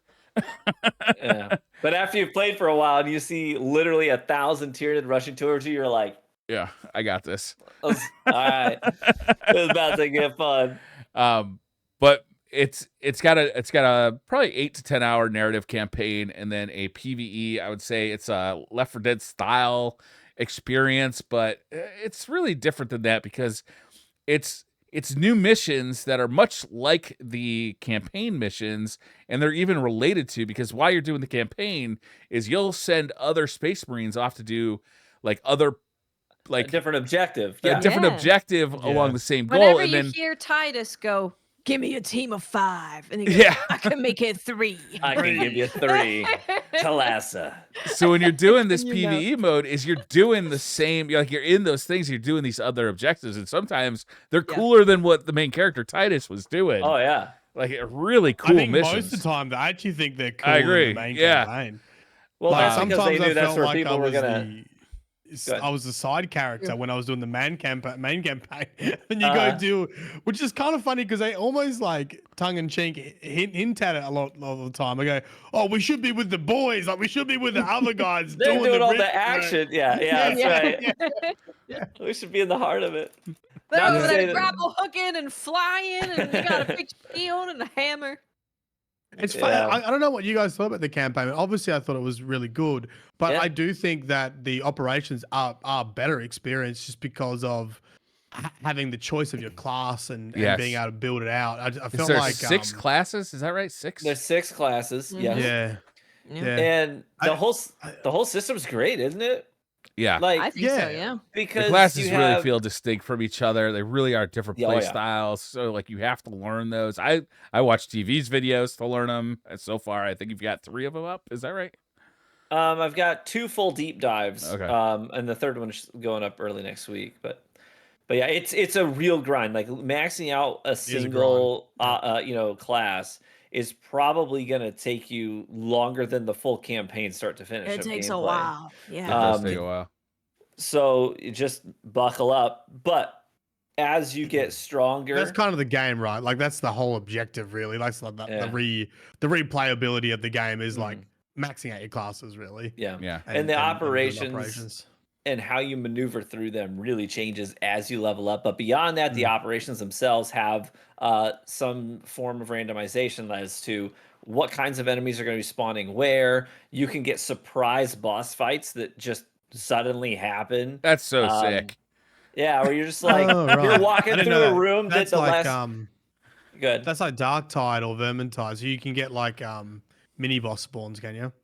Yeah, so they're actual full-blown Terminus tier enemies. They're not even like mini, but they have extremists, which are like mini bosses, but then they have like full-on boss fights, like boss fights from the main campaign. You know, like the Hell Brute that had the hammer for an arm. Yeah. That He just dude's so shows up sick. sometimes. He's like, guess what? We're throwing down. And it really changes up the dynamic because you don't know when it's going to happen and which boss it's going to be. And That's what I need an explanation on. How do you know what's an extremist and what's the other word? Like a major You have enemy or Minoris, Majoris, yeah. Extremis, Terminus. Terminus is a boss. Extremis is a mini boss. A major is just a big elite kind of guy, and then obviously minor. Like the guys with the Tyranids with the swords and stuff. Yeah, like, yeah, those are majors. Yeah, right. and then so you're like Ravener, Zoanthropes, the Lithid. No, what's it called? Lecter. No. The Lecter. he's a mini- Lecter. Is he a mini boss? He's a mini boss, right? He's a Lecter? mini boss. Yeah, Lecter. Yeah. So he's like the teleporty one. And When they oh my gosh, say in the feed, like so and so has killed the thing. Oh that's a yeah, mini boss. Yeah. You see, like, Yeah. yeah, you see the little Yeah. thing, right? Yeah. yeah. But anyways, Can I- it's go ahead. I just wanted to ask real fast as someone who unfortunately only just unlocked operations. So I played a little campaign, which opens up the first operation, I guess. And then you were talking about it. I was like, that was what instantly clicked with me. I was like, oh, this is fun. So what I wanted to know is like, if that lights my fire, can I just like focus on operations and not worry about the campaign? Like if I don't care about the story, or like I would is just there put sort on of a- easy and blast through the campaign, right? Yeah, I feel like Yeah. I it's- still get it done. The But what I was campaign worried is is- beautiful. Like It it's is, really okay. it's one of the more impressive like shooter campaigns I've seen. Like the Oh, things okay. with Yeah. the skybox, I spent so Oh, much yeah. time looking and being like, oh my god, this is Yeah. beautiful. Yeah, the skybox when there's a bunch of stuff flying around. But is it more that? Yeah, because it felt like what I was wondering is it as exciting as like that first operation was for me from a gameplay perspective? Or am I gonna just kind of have to trudge through a campaign to finally focus on like building out a character? I You kind don't of have to finish regretted the campaign, doing, right? What do you get? You- You get the weapons You unlocked, do. right, from the campaign. You have to finish the campaign to get all the operations Right. unlocked, right? Oh, Oh, okay. so Yeah. And Correct. the operation. Because need to do because that. the two go hand in hand, right? Because Titus is doing his mission, and then you're talking to the other team. So you have to like do that mission to unlock the thing that the operations team is doing. So yeah, You got to get through it. That's really I helpful, though, 'cause, regret like, doing I did was it not Vanguard? What's the veteran? I did the veteran difficulty and I was by myself too. I did a little bit with Watson, it was fine, but I kind of regret doing that. I think it would have been better just to soak in the environment and the story in the campaign and try to get through it and then get to the like operations where you can select your class. Because especially for veteran, I kind of found that I didn't have all the tools I needed to like deal with some of the enemies. And I was like, oh, if I had bulwark or if I had like a way to close the distance or if I had like the grapple hook or some of these other classes, like this would be okay. And then you got like 2 bots with you that are just completely and utterly The bots trash. are so bad. They're so Right. useless. So I don't know. I reckon campaign should just be for the story and the environment and just like enjoy the experience and then get to like the And that's it, operations, which is like the gameplay loop side of stuff, I reckon. Yeah, I Yeah, was just playing bomb on through it. veteran with the bots. I had a few people jump in, and even then we got like they were experienced. We were getting wiped on one of these levels. So yeah, I think you're answering the important stuff, which is like maybe play on a lower setting, make sure Yeah. you're getting through it without it being too. I played on annoying. normal say and I just I blew would through it. play. I'd play on the Then- setting that feels good for you. Like I played on veteran, and it was like the perfect difficulty of like I'm not just running through this. I'm getting some kind of kickback. My health is always at 0, but I Yeah. keep getting my shields back, so I'm still in there, never died. So veteran felt really good for me, but it just depends. Like I would That's what say, I like. don't select a difficulty that's going to make you be frustrated or not enjoy the campaign. Like I don't Yeah. play some games on the hardest difficulty because I don't think it's going to be a game that Can gives you me a fun change- experience on the hardest difficulty. Can you change the think difficulty you setting can. mid At the campaign? beginning of each mission, I Think you think. So Okay, you that's just good. can't in the middle of it. I don't think. That's fair. I think I just wanted to get to the point of having some like build diversity or having some sort of choice of getting through stuff, and I Yeah. that's kind of why I didn't enjoy the veteran mode as much as. But if you, I think I if you had really a liked the group of campaign though. people- Like I if thought you it was think- really good. I like, enjoyed the yeah. campaign too. Yeah. You know, the story was fun, yeah. especially having played the first one. How the story is almost a mirror image of the first game, but like you can see the character growth of Titus, which is ridiculous to say considering it's called Space Marine, right? But like there is some real, you know, there's some fun story bits there, and then like the reveal at the end, which I don't want to talk about to ruin it, was really fun. Like, it was a good story. It was fun. And it was Yeah, no doubt. beautiful. The game is gorgeous. Yeah, it was. Yeah. Oh yeah. Yeah, But- I really enjoyed the campaign. But once you just get for- into the PvE mode, like it encounters. feels like the gameplay really, that's where the gameplay really kind of expands so. and Yeah. comes into its own. I don't like the matchmaking in this game though. It's like so many times I'm just like, I can't get any human players to matchmake. their servers are bad. Is that what it is? They are Yeah. one of the patches they're putting out is working on servers. Another patch that they're doing is to make your CPU stop melting because I don't know if you Okay. guys have checked your CPU temperatures. It's I getting told hot. Fran It about runs this. real hot. Yeah. She did so- scare me. Anytime I open a new game on PC, I run hardware monitor in the background for a bit just to see what it's doing because the way the game You're plays such a is nerd. perfect. I love it. I haven't had Yeah. any FPS drops, no Yeah. stuttering, no nothing. It's buttery really well. smooth. However, the CPU spiking to 100 and sitting around like 90. Yeah. I didn't. Yeah, but just remember it is true. You should keep an eye on it. But the newer CPUs are meant to run hot, so it's usually okay. they're but, meant to run it hot, can't hurt. but No, also they are. the They 12th run and hotter. 13th gen will just melt if you do Yeah, it they too long and will. you're on the wrong Yeah. BIOS. No, You gotta they update won't your melt, but No, still. Fran. No, seriously. I They know will. about that. Yeah, they will I actually hope you melt. know about that. Are you saying that people had actual hardware Oh, failures? 'Cause Fran. normally your No, your Yeah, Fran. PC No, that's Fran, correct. Fran, listen, Yes. listen. Hardware yes. failures. They Yeah, have thermal like- protection. Normally they No, shut Fran. down. No, Fran. regardless. Listen. I am. I'm just saying. Fran, Why if I you do reacted not that way. know about the 12th and 13th gen CPU issues for Intel, you definitely need to investigate it because the TLDR is if you're not running the updated BIOS and getting it like in a good spot, when you're running hot consistently, your CPU can just fail. Yeah. So it's basically like a ticking time bomb. Yeah. Well, but It's a normally ticking when they time bomb fail, of all your I'm saying CPU is failing. you get your PC crashes and No, that's these fine. are No, I You're mean saying- no. This is fail. worse than that, They Fran. will. They You're will, doing hardware damage. Yes. Yeah, like What? Okay, like Yeah. your I've never- okay. CPU is Yeah. dead. So it's 13th and 14th. It's gen, not the it's a 12th. bad thing Yeah, I with have a Intel's 13th newest. gen, which is why It's 13 and yeah. 14th. Yeah. Well, I've that's never why seen it. So why okay. I keep checking my stuff because I'm like, You're doing permanent damage to I hardware. don't want to. And I think so. When I built my, well, upgraded my new CPU, my CPU died like a week in. So I think that's what happened to mine. Is my CPU just that's what happened. It just ticking time bomb blew up. I've been playing the bulk of this game. I have a PC in my living room, and it's a small form factor PC, but it's got a 2080 Ti in it and a it's a 1090K, which is not a 12th gen, right? It's a little older than that, but it's a 10-core CPU with a really thin fan and heatsink on it, and that computer locks up every once in a while playing this game. It's just like, hold up, bro. That's a bit much.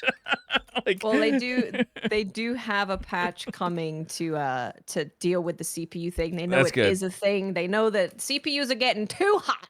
Yeah. So there will be a patch. I swear every game that comes out recently, they're like, GPU, what's that? I don't use it. I only need your CPU, my friend. You well, can they've uninstall started your GPU. they've started using more than 2 cores on their CPU now. They're like multi-threading now, so all of a sudden these CPUs need a little more cooling. This game is awesome though. Like, it really is fantastic. Sorry. The PvE mode, like, the matchmaking sucks. Hopefully they get the matchmaking fixed up early. When you do get good matchmaking, it's really fun. There's voice chat in the game, so you're talking to each other, which really is helpful. Like, because you really do want to stick together in this game. Like, it's not one of those games where you want to just go running off. It's like a Destiny Strike, where you just kind of bomb through it as fast as you can because you're just trying to farm rewards. I think TrueVanguard, you said in your videos, like, you really got to look for everything because you can find all sorts of stuff in here that's going to give you better rewards at the end. You're gonna get more XP by taking it slow and exploring every nook and cranny. You're gonna get more currency to spend on leveling up your weapons. So if you just buzz through to the end, you're actually wasting your time. Yeah. You got to pick up the armor dater thingies. Armor daters. Your armor daters. The gene, what are they called? Gene seed. Yeah. Gene seeds. Gene give seeds. you Yeah, XP. don't die holding those things. You better stay you don't alive. want to spill. I- Don't spill the seed. No. I've never died with it, but I've, if you just go down, do you If lose you just it? go down, you lose it. You may not get incapacitated, or else everybody will be like, I didn't know that. "One job," because they all lose the XP. Yeah, that does add a bit of pressure when you're holding the gene seed. Do you guys have a favorite kinda class yet? So I picked one that I thought I would enjoy the most, which was Vanguard. But I'm sticking with that because I want to see what it's like when I get more perks unlocked. Like I want to experience the full power of it. So before I start switching around, I'm just sticking with Vanguard until I can experience. I really like the Vanguard. It does kind It's of hella push you down fun. a path. Like when you start with one, you're like, oh, I guess I'm a sniper now. Yeah, but Like you unlock a couple things. Yeah. well, you're not allowed to have 2 of the same class in a fire team. True. Right. So, like, if you join a fire team, it'll say, like, oh, your class is taken. Pick another one. So it is helpful to, like, have a couple of going. I tried the heavy class. It's definitely worth, I think, like playing one of each class first to see what you like. Otherwise, you will get invested quickly when I you got to start level unlocking 3 perks. and I was like, what? Yep, that's me. They have trials too that you can do, like, from at the Adeptus Mechanicus. Oh yeah, kind of that's, part. that's There a are good one trials. to I do, haven't yeah. done them yet. So you don't even they're have to, like, helpful. run a full mission. You can just kind of That's take a it for a great spin suggestion. right there from the Yeah. selection screen. Yeah, and it'll just teach you there's 3 trials for every class. Be like, here are the 3 core things about your class you need to know. You need to know how to grapple. You need to know how to, you know what I mean? So it'll take you through the list of things to do. And then you can kind of get a good feel for it without running a 40-minute operation and then being like, I hate it. I don't now. like this. Yeah. Yeah. The 'cause one they that are I long. really They're haven't like been able to 40 get minutes. They along are with. long. Yeah. Yeah. The one I haven't been able to really get along with is the heavy. I think it's just because I don't have, like, a melee. Like, you just kind of swing the butt of your gun. Right. And I don't know. I Is that just the feel so, bulwark? like, what's that? No, that's the guy with heavy. the Bulwark? shield, right? No, Bulwark has a melee weapon, the sword and shield. Right. Yeah. Sword and shield. Yeah. This guy's just got one big ass machine gun. Or That's the think- heavy. yeah, the heavy is who I'm talking Oh, about. okay, I haven't done that yet. Big I gun just man. haven't. I'm sure if you, like, got decent with them, I think it might have been the first game I played though too. So I haven't really Yeah, my favorite classes. I think I'd have to pick two. One for pure fun is I have maxed out the Vanguard class. It is extremely fun and it is very viable in end game, like highest ruthless tier operations. I've been farming those with Fallout plays. We've been doing a ton of those ops together, and I usually run Vanguard there. But purely for the utility of it, I have found that a maxed out tactical, if I'm playing solo, I can cruise through hard mode solo with tactical, no problem now, and get my purple armory data. It's not as dynamic as the Vanguard, but its potential to take down big targets is huge. Like, because the very last perk you unlock for tactical makes it so that anything you scan that is not a boss will die in one shot to the head. Yeah. Well, that Yeah. seems Yeah, useful. that's all pretty that. nice. It's got a That's pretty 2-minute. nice. It's got a 2-minute cooldown, but when you're It's juggling not even that these, long when a mission's like 50 no, minutes. it's a 40-minute mission. Yeah, so basically, it's like every now and then I just get to say, with my pistol, Delete. you're gone. Sorry, buddy. You just the mini boss spawns is like, I'm here to wreck your whole. No, you're not. You're dead, and that's really nice. That's So great. purely for just the utility of it, I think tactical is by far the best for solo play. Why can't I remap my buttons on a controller in this game? You can a little bit. What can You I can do? choose controller layouts. So, for example, I switched my dodge button right away to circle Yeah. because Yeah, I didn't want that's to what it should dodge be. with not a circle button. Yeah. And so Fuck you, the Elden Ring. type B layout is literally just switching dodge around. I just want to So that's the one customize that I it did. though, like any way I want. Like, why can I do that with a Yeah. keyboard and mouse in the same game, and I can't do it with a controller? I don't That's understand weird. that. Like, why did they do that? There's less buttons. Why it should be less work. Hopefully for a Makes future sense. patch. That makes sense to me, game devs. Yeah, I'm really looking forward to. We were looking at the roadmap for this game too in the Yeah. future, and there's just a ton coming out for it. That's one of the biggest complaints that people do have with the game right now is just that Yeah. there are only 6 operations. They are long, they have a lot of replayability factor, but it's just 6. Yeah. But the very first, season that comes out before the end of the year is adding new operations, new enemies, new gun.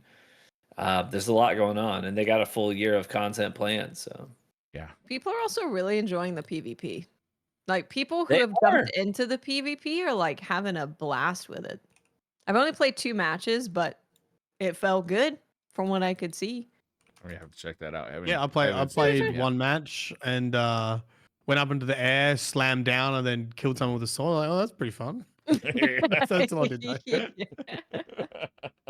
And then they quickly teamed up, and then I never got it again. I think I did 2 or 3 kills like that, like 1v1s, and then every other time there was like a whole team of Ultramarines. Yeah, blasting me. With the Vanguard and PvP, you can actually like grapple surfaces as well. So you can do really? like a cool grapple surface, grapple a person kind of thing. Yeah, right. Do I was your gonna ask, perks go to PvP with you? no, No. it's its Yeah. own separate thing with just set perks. Yeah, I was gonna ask, how does it work? Like, I looked at it, I was like, this looks like kind of be fun. I like arena PvP combat. So can I just hop in now, even though I haven't finished the campaign and I don't have Yeah. any builds? You will be at no disadvantage other than the fact that you just haven't played it maybe as What do much as some of the other guys. Yeah, and what do? Do you select classes or weapons? Yeah. And like everybody's got the same stuff. Different classes. You pick a So class. you level it up, don't you, in PvP as well? You level up stuff like you do in PvE. You do level or up not? stuff, yeah. But I haven't can looked at people it have as better much. guns than you because of that? I don't know. I Maybe haven't we played should enough of it. table it for if we're not sure, but Yeah, I haven't Yeah. played it yet. okay. I guess I I'll just know have the to check. class system is the same as PvE, but I've only played 1 game, so I'm not too sure what the level up looks like. Well, it looks cool. Oh, and the customization, man, it is insane. Like you can just basically paint your Space Marine any way you want to. They and were you very keep serious about unlocking. that. Yeah. Yeah, They you keep were, yeah. unlocking more and more as you go, and you unlock it too. It's not like, I mean, there is some DLC stuff that you pay for, but man, there's a ton in there to unlock. Like, you're There's just a lot, constantly yeah. like getting new stuff. The armor sets look awesome. incredible. They do, but they're As soon as sick. I switched to her heretical class, I was like, guys, it looks better. It looks doesn't cool. matter. Like all the heretic guns look amazing. Corpse Emperor, I'm in with the yeah. Chaos I'm is chaos cooler, now, man. I'm Chaos chaos, is yeah. cooler. Chaos is pretty cool. I like skulls and spikes and all that So, stuff. me and Fallout. You ever see that that UK skit? The Are We the Baddies? That one. Yeah. It's because I was sitting there. I was like, look how cool my armor is, and we're like the good guys. I have a skull on my helmet, a skull on both pauldrons, both Oh, yeah. arms, the chest, and both legs. And I was like, oh wait, hold on. Are we the baddies? And you are technically part of a fascist government. Yeah. Basically, there are no good guys in Warhammer. No, Period. there are none. No, there's Everybody's. really You guys remember the great mission with the dreadnought who comes busting through the wall and just like mows Yeah. through all your enemies? And Yeah, you want to know what he is? Yeah, I was about to say the sad thing about dreadnoughts is like dead or almost dead warriors basically get entombed in there for forever. Oh, dude, it's So everything. it's like a walking coffin. It's everything. It's the thing that opens the door. It's like Yeah. a dead guy's brain or a Yeah. guy's Yeah. brain. That's It's how doors open. it's a dead guy's brain if you're lucky, but if you're heretical, you're still live and conscious, and your job now is to just And you open a see door their body. for eternity. You see that baby? You don't know where that baby Yeah. The little cherubs and stuff. Yeah, Oh, the little God. cherub. No, you Yeah. don't know where that comes from. The grim dark future. The world is very, very, very interesting. It is. It's fun though. It's fun in like a really Yeah. morbid, dark way, but it's Yeah, you just kind of so just have to inventive. embrace it, right? Yeah. Should we do some Twitter questions? I think so. Nah, I'm not gonna Really? at least mention Astro Bot. We have so many Oh, things to talk you about. got Astro Bot?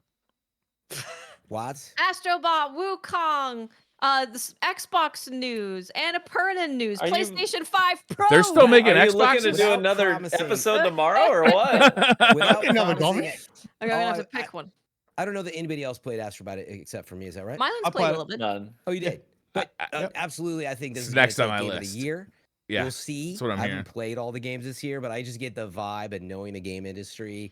It is very well done, polished, refreshing. All I'll say is you look at it and you're like, man, I don't know, vibrant platform from Sony. Like, okay, I guess they did a good job, but it is fun. They took so many notes from Nintendo, but obviously their own. It's kind of like an action platformer, I would say. And what I mean by that is it does keep moving. Things keep just in your face all the time. Things are like fun and changing. And the haptics on PS5 are really good, but it is just really joyful and refreshing. It runs at an amazing 60. It uses all of this in-game physics stuff, fluid, simulations and cloth and everything in between. That it's also in keeping with that like PlayStation and even Nintendo, Xbox tech demos of yore. Of like you would see these things usually come out at launch, and you're like, okay, that's pretty cool.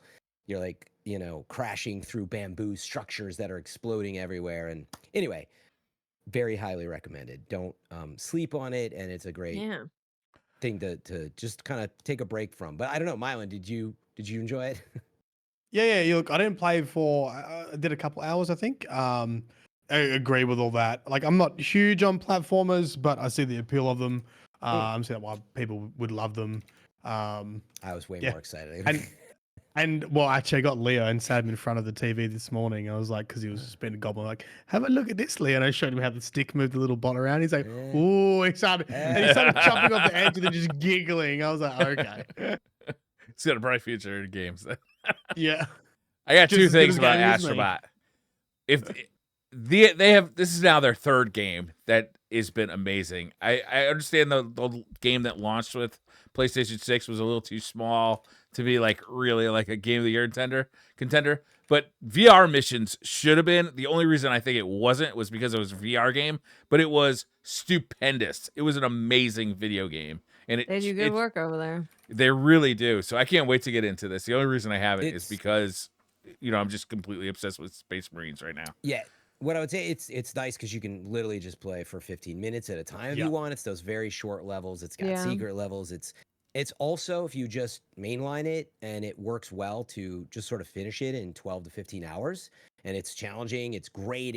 It's just so polished the whole ride. It's a ride the whole way. But then you're like, oh, I still want to unlock some more, and it gives you that opportunity to come back and do more or just replay. It's that good. So And it kind of like it's not touches all like the PlayStation kind of history, right? Like a bunch of yes. Oh your yeah. favorite characters of It even PlayStation fame. references PlayStation tech demos of the past. Like it goes as Yeah, far as you it's would pretty think, and incredible. it's cool. That's awesome. I want that Astro Bot controller too. I don't know if it's too The late to get one controller of looks those. really cool. It's Yeah. sick.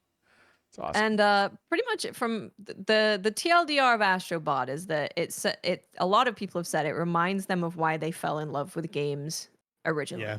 Like it's just a Wow. really lovely, well-made, incredible experience. Wholesome, yeah. Yeah. See, I don't know if this is like a content creator thing, but you feel like a bit of stress when you play a new game. You're like, oh, I've got to do this or do that, or like, mate, it's like, just gotta play the game and enjoy the game. And that's what I'm saying. I like about Astro Bot is it's not good. You don't have to grind for anything. No, yeah, and that's what I'm saying. It's so refreshing and joyful and old school in that sense, but it's way more than just a vibrant platformer. It is extremely high polish. And so my point there was like, I really want to play more Space Marines, but I feel that like, oh God, where are these like 60 to 100 hours going to come from, And Astro Bot is not that. And it's just so joyful. And I'm telling you, it's not just, oh, these Sony fans are excited they finally got a vibrant platformer, right? I think you're going to see the game industry rally around this as like, yes, we rarely get Mario's, and Mario's pretty much it when it comes to something this good. And I think you're going to see Game of the Year awards unless anything else comes up in the next And it comes few with a months. comic book if you buy the physical edition. Huh? Didn't know that. Does it come with a minifig? Can you buy And an paint it? addiction to paint minifigs? Yeah, can you? Why do you have to hurt me paint- like this, Myelin? Can you get different hats so you can be like a Bloodborne bot or like a Horizon Oh, bot? man. There's Mhm. Bloodborne references in Hold it. my Yes, Space Briar. Marine. There's blood. Oh, there yeah. are. There are indeed. It's got all Yeah. the references.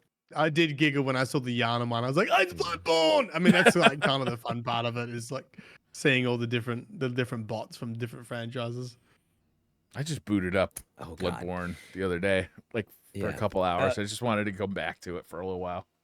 Yeah. Actually, for sake of time, Watts, what do you think as well? Since you mentioned a litany of things, but like PS5 Pro.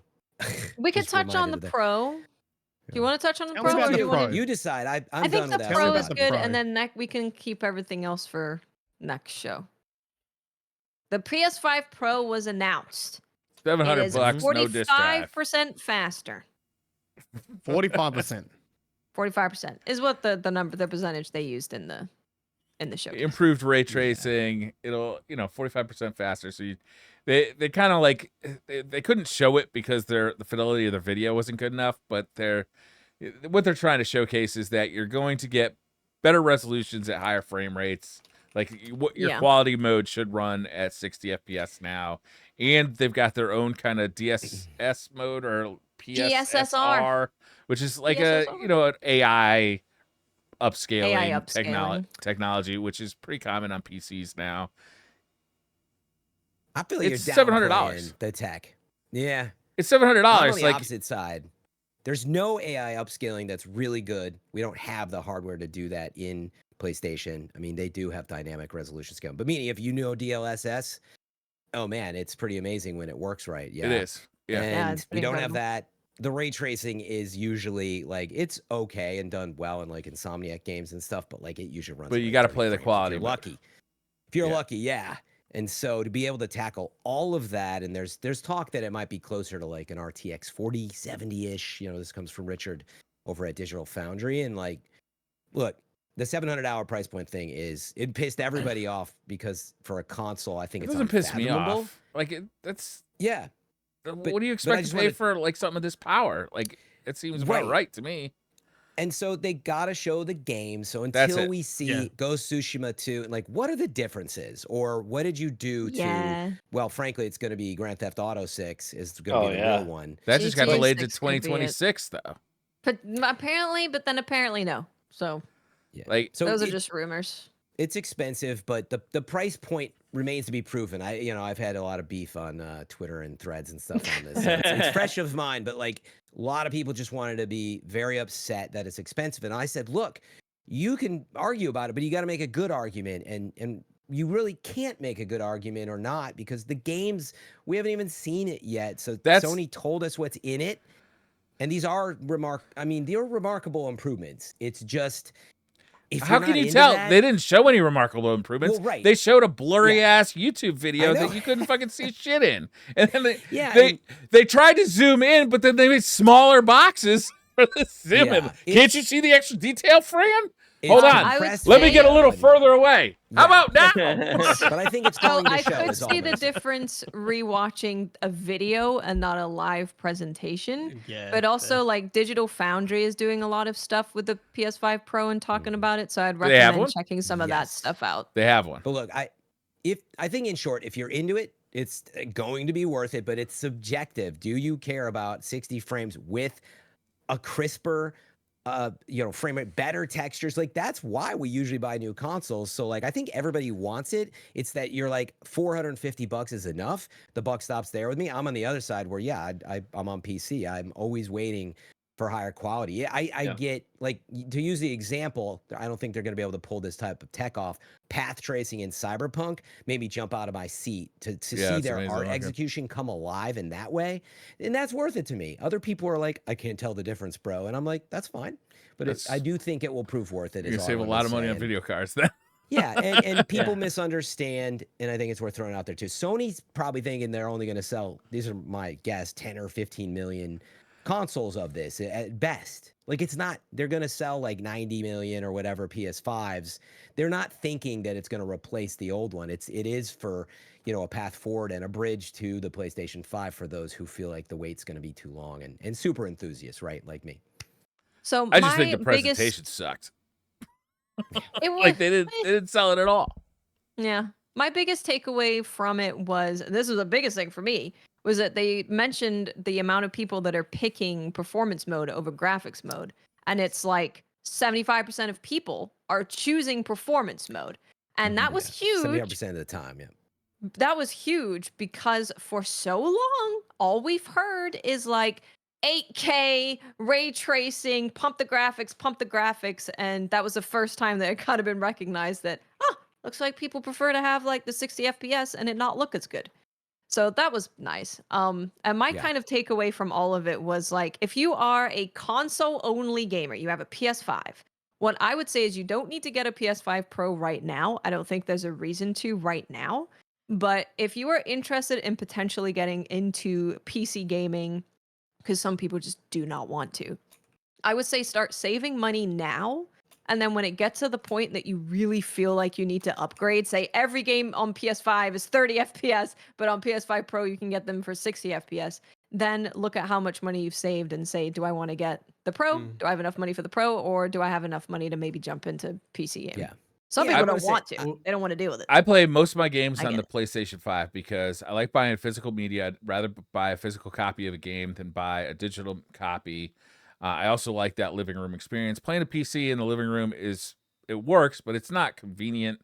You have to, like just turning it on and off isn't as convenient as just hitting the button on the remote on your controller. Also, like I've never had to go through drivers. Like I had to Yeah. find drivers for my motherboard in a new BIOS because I was crashing so much in Space Marine that I'm like, maybe if I update some of this shit because it hasn't been updated since 2001, this will quit, and it did quit. Like, but that's how I spent. That's how I spent like 4 hours of my evening That's instead of PC playing gaming Space for you. Marine, right? So like, That's I PC prefer to gaming play for you. on PlayStation 5. It's my console of choice, and I'll probably buy the PlayStation 5 Pro because I like having two PlayStations. I like having one up in my office, and I like having one down in my living room because I'm too lazy to like unplug it and carry it up and down the stairs. Yeah. But It'll prove know, worth it. It's what just not worth it. my for problem everybody. with this That's the thing, yeah. It show depends was on who that you are. they showed a price $700, and then they showed some numbers. 45% faster, but they didn't show Yeah. like they clearly Digital Foundry does it all the time. That's what they should have done. Is they should have just hired somebody like Digital Foundry to do a presentation Yeah. where they could show like what this thing can do, because it didn't. they couldn't show anything on that video, Yeah, which is sad. That's very true. Yeah. I agree. with Their that. big mistake was saying, "Oh, we think people will understand AI upscaling and DLSS type stuff." And like for me, I was like, "Oh my god, finally, yeah, this sounds great. I think it's gonna look good." But like they failed to actually sell you on it. They have nothing to show yet, but they got a showcase coming up. So it's really, hey, this thing isn't out until November. Pre-orders are coming up, I believe, at the end of September. So keep all this in mind. But I think you're going to see, all of it's gonna start coming out of the woodwork, and we'll see. Like if Warzone, for example, and Call of Duty, as people are like, "Oh wow, did you see? Like I can get the edge." Stuff like that will start to come out of the woodwork. But we got a long road as well to Grand Theft Auto 6, and it just a reminder again of like, look, this is normal. They got to get the hardware out. It's gonna take a year for people to even be able to get a hold of it, and so on. So it's not like it's just you gonna think it'll be magically come out. limited? Yeah. GTA 6 will be, I think, your first big test of was it worth it.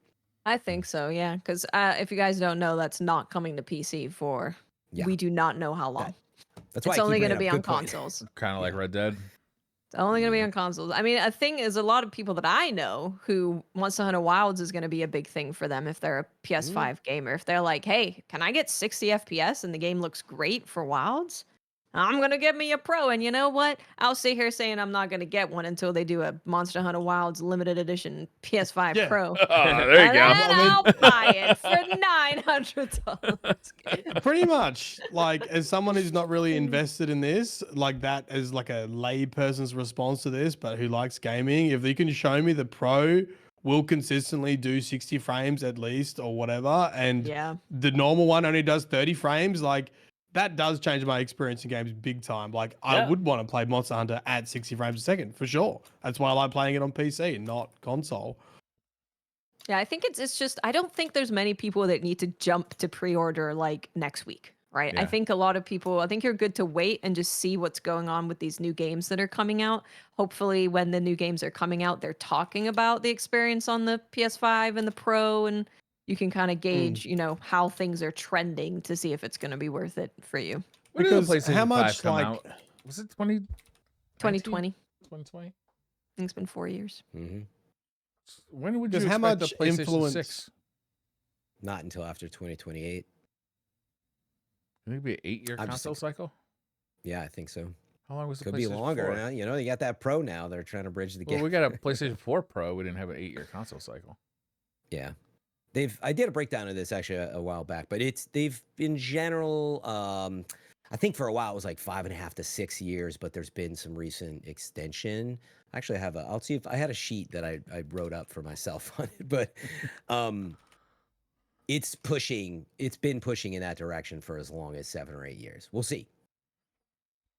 Oh yeah, and I think the PS5 Pros, like chat's been looking it up for me, like 1,200 Australian dollars. Yeah, like and dollar it dues. They didn't even announce the very- price in Australia.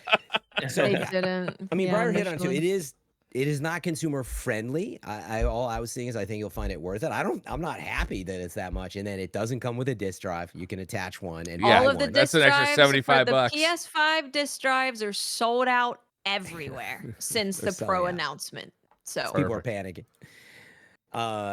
And there was like one other thing. Well, you can replace the covers and stuff, but yeah, it was mostly that the disc drive. But then in Europe and then I think Australia, it's kind of insane Yeah, pricing once you buy so- all that stuff. if you're in so just the price, right? Because it's $700 US, but it's 700 pounds, which is not $700. So I think it's like $900 in the UK. It's like 800 and something in Europe, and Yeah, it's we're like getting a discount. 900 plus for Japan if you do the actual like currency conversion. Oh, by the way, just since I have this, I made a spreadsheet for this. Everybody will be so happy. But the average gap going back am to since happy. like the 1995 and 2000, it was about like 5 to 6 years, the average. Now that's over like a couple decades now. But the length thing recently, like the gaps in, let's just take PlayStation, between PS2 and PS3 was 6 years. Between PS3 and PS4 was 7 years. Between PS4 and PS5 was 7 years. So in other words, if the number has been trending up 4 to 6 to 7, it is very feasible it could be a full 8 2028. years, right, or more. So Even if it was 2027, even if they kept the 7 years, that's 3 years with the PS5 Pro. yeah, oh yeah. That's a long time. I don't know. Mhm. How do you break that see down? what these It's like Yeah, it's only like just- $300 a year. What's the big deal? Just Sell see your old one, see get a what new these one. new games are doing and see if it's Performance, worth yeah. it. You do, Just you do have to have see good. see what they're doing. All right. Yeah, you do. Need Anybody want want to take a bet on whether Elden Ring will support it? Because I'm betting no, based on Yeah. Bloodborne. No. Oh no, I do think Elden Ring over whatever 20 million copies sold, and I don't know how many on PlayStation, but I think when that update comes, I don't know, but I do think so. Yeah. Bloodborne I think never the got only a new PS4 game. Pro patch. No, I think the only new game they showed as part of the list of like the games that are signed up to be like a part of the enhanced thing was Assassin's Creed Shadows. Yeah, that's a good point. Then yeah, Honestly, there will that be a lot game, of the sport. environments look goddamn beautiful. They Yeah. look, the environments It are very does look good. pretty. It Yeah, and does. it's a good reminder that when it's just kind of like this weird OG game console thing, but like the tech demo happens, Mark Cerny gets on stage, the lead architect, and then like he's giving people permission now to make their announcements. Like so, right? Some people like they are working on it, but they want to make their own splashes at the right time, and that's just kind of how this works, as opposed to everything happening at once. But I will say they failed to show the banger. But hey, there's a showcase around the corner. Let's hope there's something in there. Let's hope. All right. We'll save the rest of the news for next week. week. But All It's right. good because your boy's Uh, fading fast. I got these early hours to take the kids to school now. They moved to middle school. I would just Yeah. say that I'm very sad to hear about 650 more people being laid off from Microsoft. Yeah. Yeah. Big number. I haven't heard about this. Mm-hmm. What Oh, part yeah, of it's great. Microsoft? Hit us with the questions. Yeah, they What- just what did part another of deeper Microsoft? cut. The gaming division. Yep. Really? This was, yeah. So, I mean, this won't be the last of it, unfortunately. Just maybe not at Microsoft, but in general, like just game console sales, remember, have slowed down a bit. And all of this on top of the acquisition of Activision. And so we're just seeing the remainder of that still hitting us.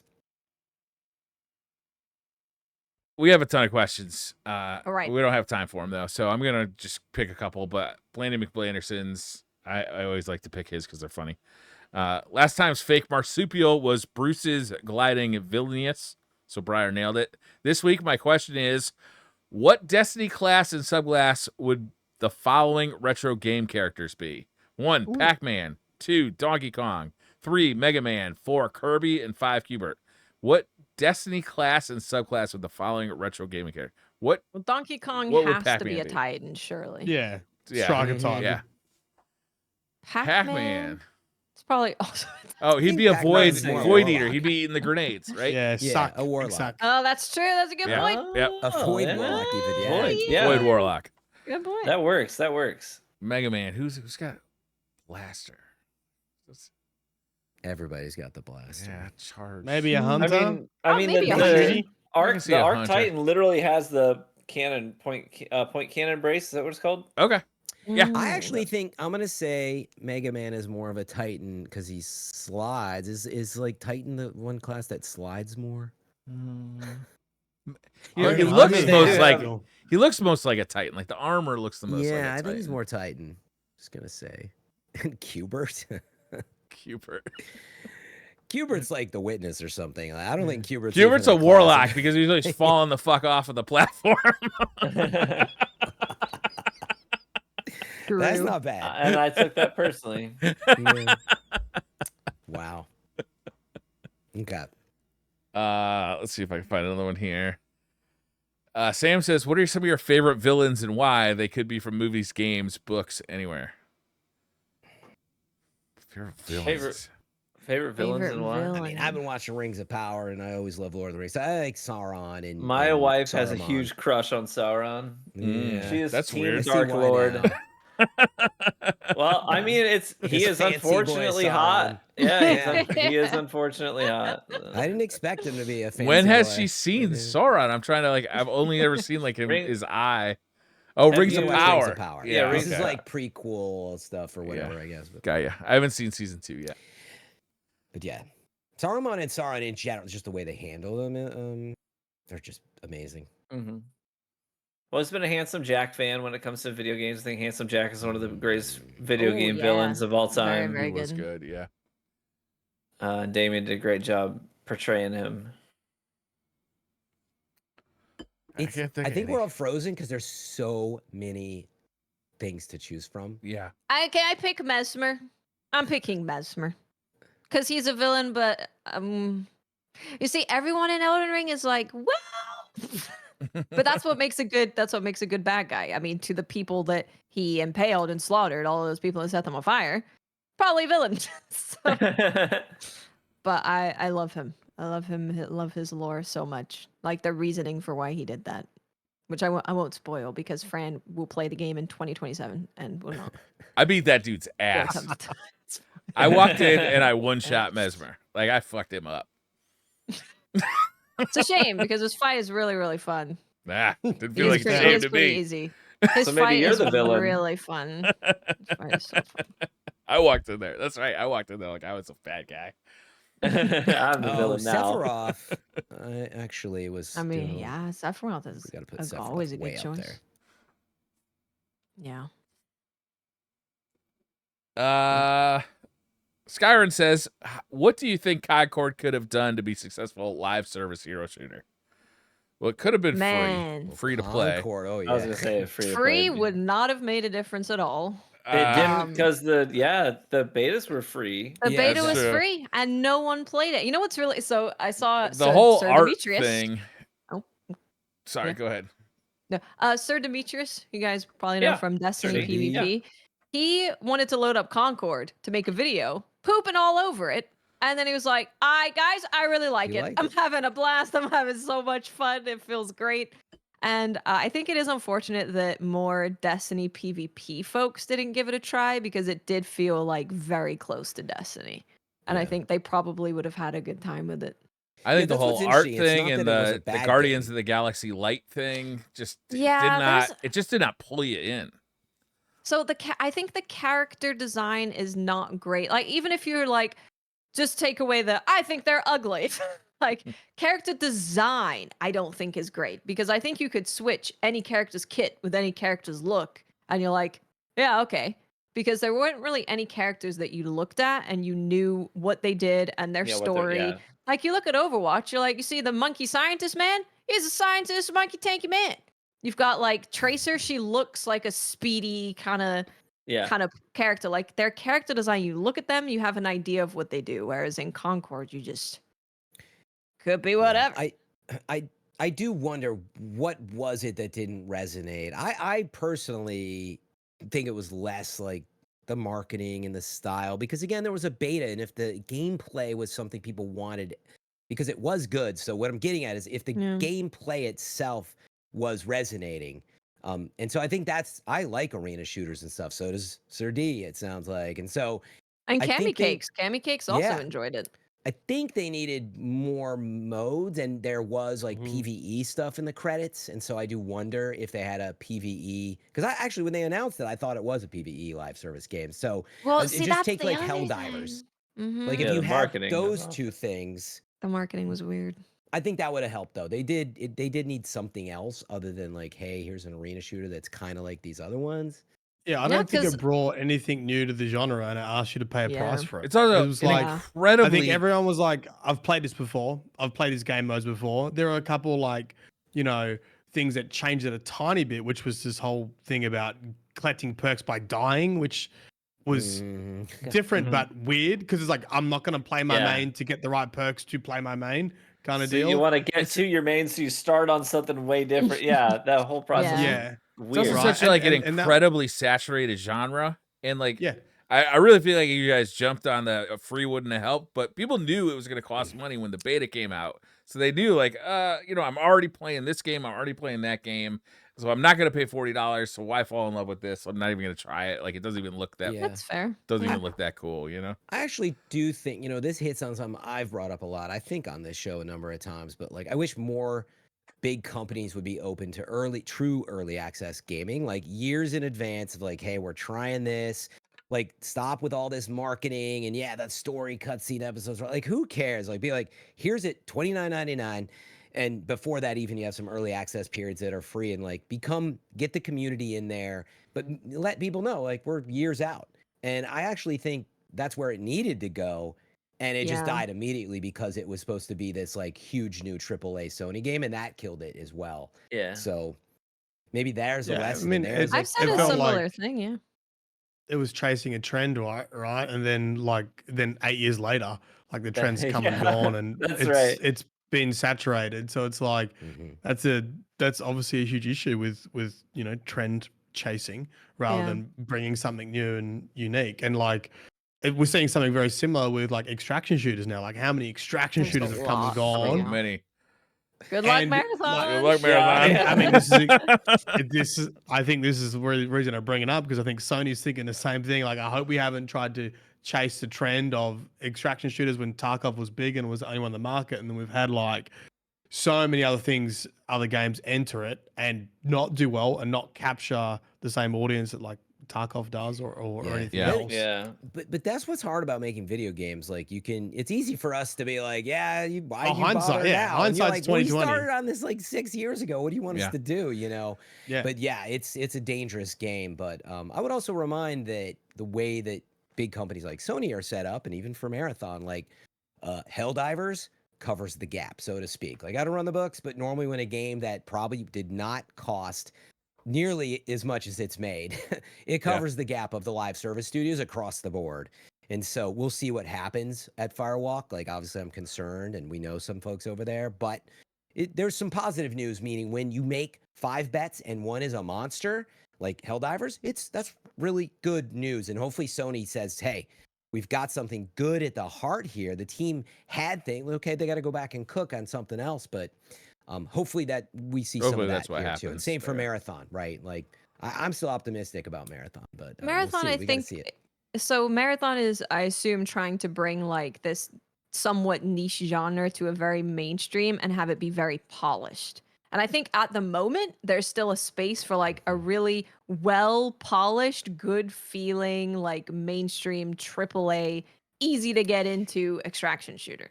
But they're Yeah. gonna have to make it But- pretty special. Like Fortnite. Yeah, I mean, compared to that gap PUBG is kinda thing. closing.